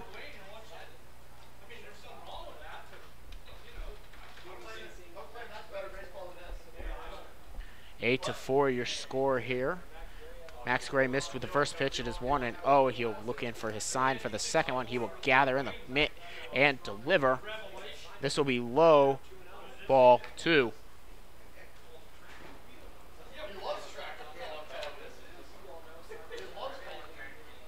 Mariners put up a 3 spot in the top of this 8th inning, and they'll have one more inning to try to get something going.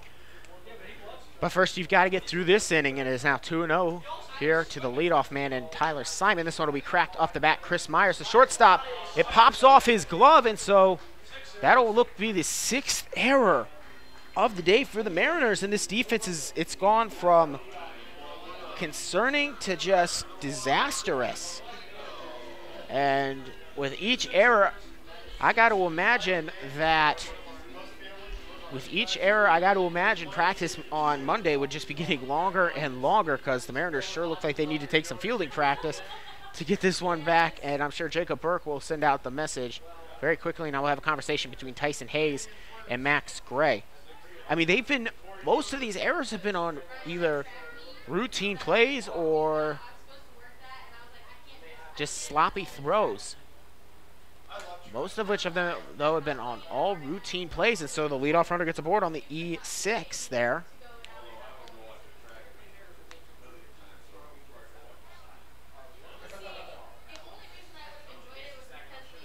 So score 8 to 4 now. Runner on first, nobody out for Mark Casablanco. 0 for 2 on the day. Reached on an error in his previous at bat, and also reached on a walk as he looks at ball 1.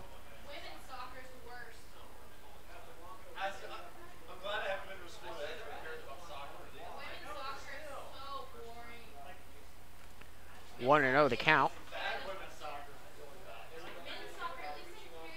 Here comes the delivery. This one will be swung on and missed here for the first strike of the at-bat. 1-1 now the count.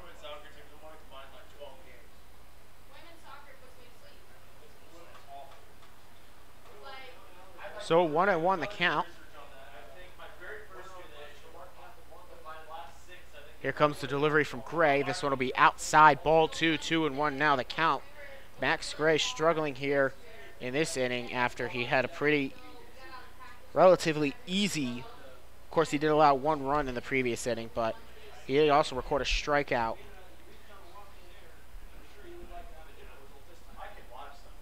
So here's the 2-1. This one will be hit well off the bat, but will slice out of play. And unhappy about that one there was Mark Casablanco, as he kind of tossed his bat to the side, because he knew if he had gotten just a little bit better of a swing on that one, it would have been possibly said goodbye and gave a 10-4 lead. But now he's down. He has an evened up count at 2-2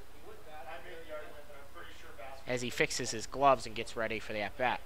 Max Gray will gather at the face and deliver. This one will be hit into center field. Going to make the play will be Ryan Stacy. He will make the catch, and there is one away. Scampering back to first base will be Tyler Simon. One down here in the bottom of the 8th on the F8 there. Brad Croy, the designated hitter, coming up now. He is 1 for 2 on the day with a couple of walks and a single back in the 4th. His only out recorded against him was a pop straight up to the catcher in the 1st. Oh, we actually have a pinch hitting situation here. Number 23, Christian Waltman, over from the University of Alabama, Birmingham. He's from Seamus, Alabama. He's an industrial distribution major. He attended Faith Academy. So Brad Croy's day is done. Here comes the delivery, low, ball 1 to Christian Waltman.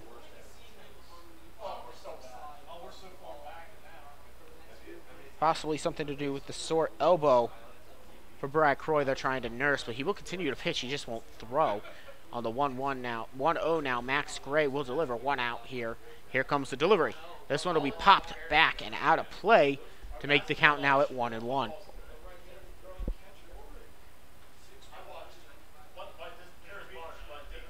Waltman's position, by the way, he's a catcher batting right-handed, 6'1".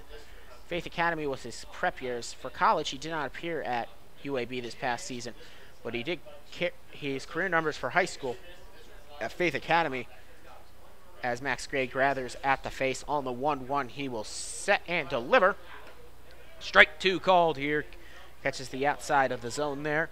His career numbers at Faith Academy for Waltman were a .331 average, 41 RBIs, and a .427 on-base percentage. Senior year, he was a first-team All-State, Perfect Game's 87th prospect out of Alabama, and the 9th catcher ranked by Perfect Game. Here comes the delivery on the 1-2. This one will be high. It was almost a pitch-out situation. Gets down to Blake Crofts and gets into center field there. And so running over to third now will be Tyler Simon as the Hayes. That'll be the 7th error. It's getting back-breaking out here, folks, I'm sure, for these Mariners. They record the 7th error on the throw there from the catcher. So E2 there.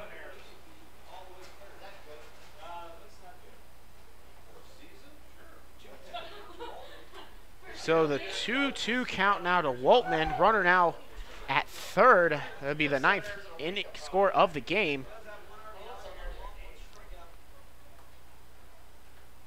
And now here comes, speaking of which, by the way, Waltman did not. And strike 3 called as it catches inside the zone on the curveball. It'll be the 2nd strikeout of the day. Both of them have been looking for Max Gray. And there are 2 away, but there's still a runner on third. And Tyler Simon, who reached on an error, now moved to third on an error. And this will now bring up Jarrett Smetana, who replaced Tyler Anshaw on third base in the previous inning.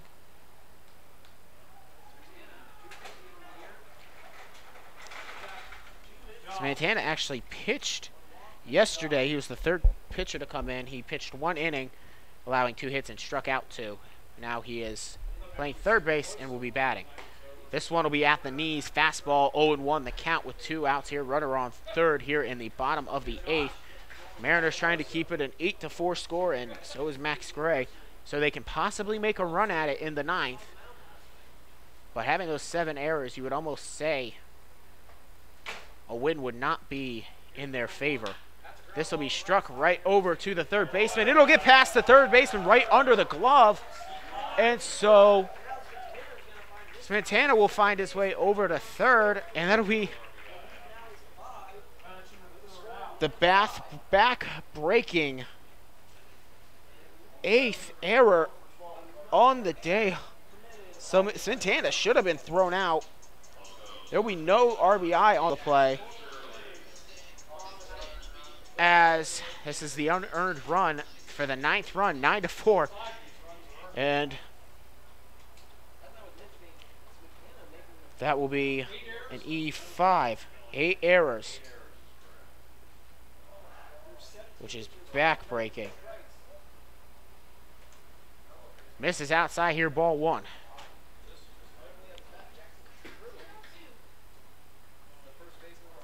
It is currently 10:02 local time here on the cooling off evening now, as the sun has basically completely disappeared from the sky. Still some small light up as this one is hit hard back into left. Going, it is out of here. And so that will be now runs 10 and 11 scored on the 2-run homer there. And the Mariners have lost all hopes of a comeback now in the 9th inning off of Jackson Shirley's 2-run home run out to left field. The 3rd home run given up by a Mariners pitcher in this series. The first one on the day. It is the 4th home run in this series by overall. 2nd one in this game. The other one coming courtesy of the bat of Ryan Stacy. And so Nathan Fancher will come up now. He is 1 for 4 on the day with an RBI. He also had a double back in the 7th. 2 outs as he looks at strike 1 here. 0-1 the count. Umpire's going to get a reload here of balls. He drops one, so he'll have to pick it up and make sure it's all clean and sparkling before he puts it back in his pouches. 0-1 the count, 2 outs now. 12 hits on the day for the Locos, and the last one resulting in a 2-run shot there off of Max Gray. Those will be the first 2 earned runs. Actually, be the second and third earned runs off of Max Gray. The RBI, there was no earned run off of Jarrett for Cismana. Chris Myers gathers this one up, throws it over to first base off the weakly tapped ball, and we are away, but not before damage was done here in this inning. 3 runs scored in this inning. Only 2 of them were earned.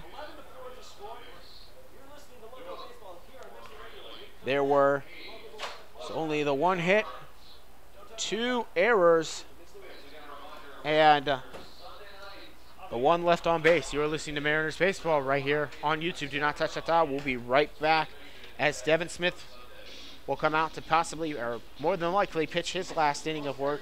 He'll be going up against Tyson Hayes, Jaron Lovely, and Hayden Cart. Mariners Baseball here on YouTube. Do not touch that dial.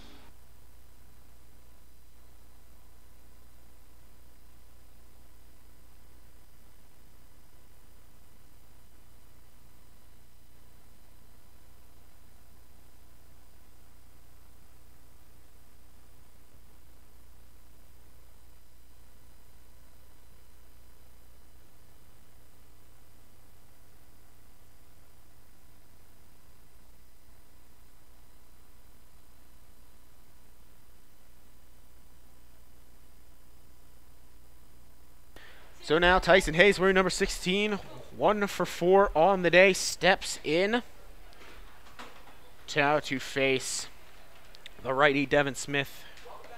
This one will be outside. Ball 1 will not catch the plate. 1-0 the count. The lead here, 11-4 for the Locos, looking more and more like they might catch their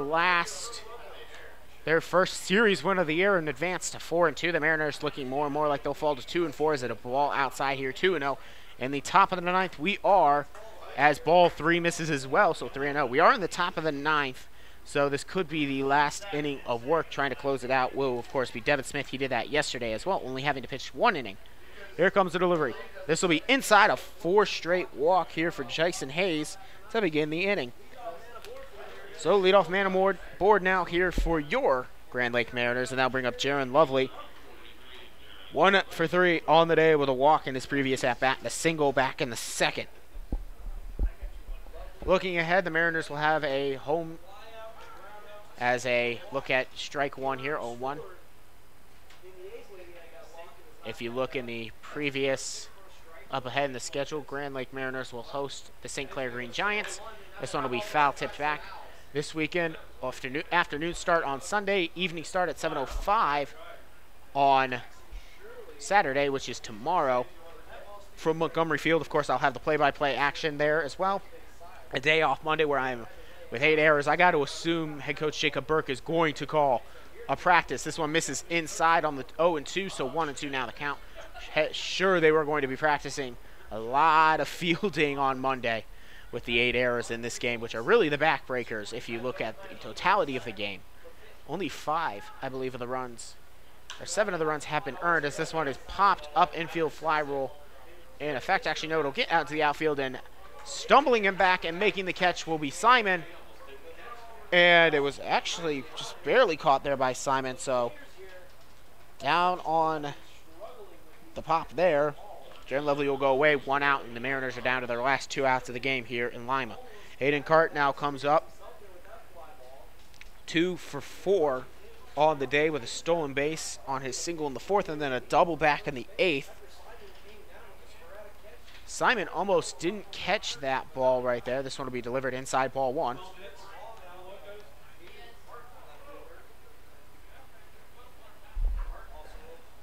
Simon also had a spectacular play previously that kept runs off the board as he dove back in the previous inning. This one will be high fly back to center. Casablanco goes back and makes the catch before running into the fence. And the Mariners are down to their last strike on the F8 there. Jared Morello will try to keep the inning alive. He Has 2 doubles in his previous at-bats. He is 2 for 4 on the day.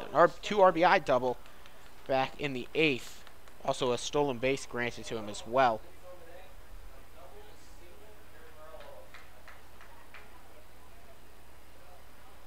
Possibly the last hitter of the day for the Mariners before they head home.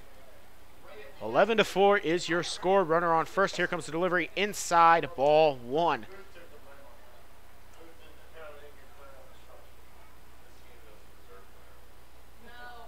1-0 now the count here to Morello. Here comes the delivery. Swung on, tapped right back to the catcher Weekly. This should end the game. Flip over to the first base, and Shirley, and that'll end the game on the 1-3 assisted ground out.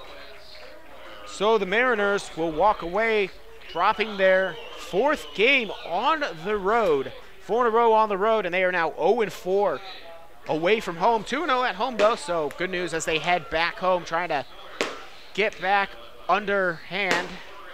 But right now they are riding a little bit low as they enter a 4-game skid, dropping their past 4. And so we'll step aside. In this game, though, just to let you know, the winning pitcher will be Tyler Miller, going 4 2/3, allowing just the 1 run, which was earned, 5 hits, 3 walks, and 2 strikeouts. Connor Peplow actually will be the losing pitcher, going 4 innings. He came in relief for Jordan Beek here in the 3rd. He allowed 2 runs, only 1 of which was earned, though. 3 hits. He struck out 8 and allowed 2 walks. I'll be right back here with final remarks from Lima, Ohio. You're listening to Mariners Baseball right here on YouTube.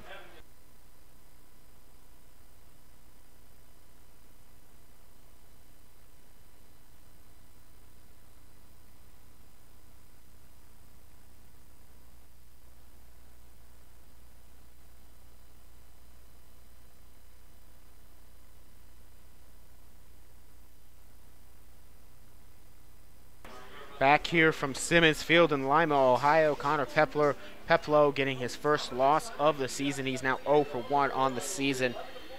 In the hole, if you look for an offensive player of the game, it'd be hard to find one for the Mariners, but you'll have to grant it to the 9-hitter, Jared Morello, the designated hitter. He scored. He had a couple of doubles to his name. He did get he was the last out, but he scored 2 RBIs. Honorable mention would be Ryan Stacy, who granted the first run to the Mariners on a home runner. But Jared Morello will be my offensive player of the game. Winning this game on the mound will be Tyler Miller, going 4 2/3 innings pitched, allowing only 1 run and striking out 2 with 5 and allowing 5 hits. Big story of the game here today will be the 8 errors on the scoreboard if you're the Mariners. 11 hits, you can't ask for too much more. You would ask for more runs. The issue is they couldn't stop leaving men on base, which was their primary issue here today, which is why they only scored 4 runs. They were getting the hits, just not the runs. That'll just about conclude the broadcast here today. But before I sign off, I would like to send out a couple of thank yous. First, I'd like to thank the Grand Lake Mariners for allowing me to broadcast their entire 42-game season. I'd like to thank Kevin McGowan, the GM of the Mariners, for signing me on for this internship that allows me to be with you each and every game, getting my internship credit for college. Thank you so much, Kevin. Look forward to being back home with you guys here later this weekend. I'd also like to thank my host family as well as every other host family for opening up their homes to me and the members of the Mariner team and staff for the summer, providing meals and just being great and hospitable families. Lastly, I would like to thank each and every person involved in making each and every game happen on the season, including setting up traveling accommodations, providing locations to broadcast, providing coaching staff, signing on players, all that goes into making each and every game happen in this wonderful season. Be sure to tune in tomorrow at 7:05. The St. Clair Green Giants will be home. We'll be at Montgomery Field as the Mariners will look to get back to their winning ways at home. It'll be a 7:05 roughly first pitch. I'll have all the play-by-play action right here again on YouTube, same place. Follow the link or just look up Grand Lake Mariners. It'll take you to the same place every time. Once again, the final score here is the Lima Locos coming out on top over the Grand Lake Mariners by a final score of 11-4. I'm Donovan Mann, your voice of the Grand Lake Mariners. Have a wonderful night and go Mariners. Thank you for listening.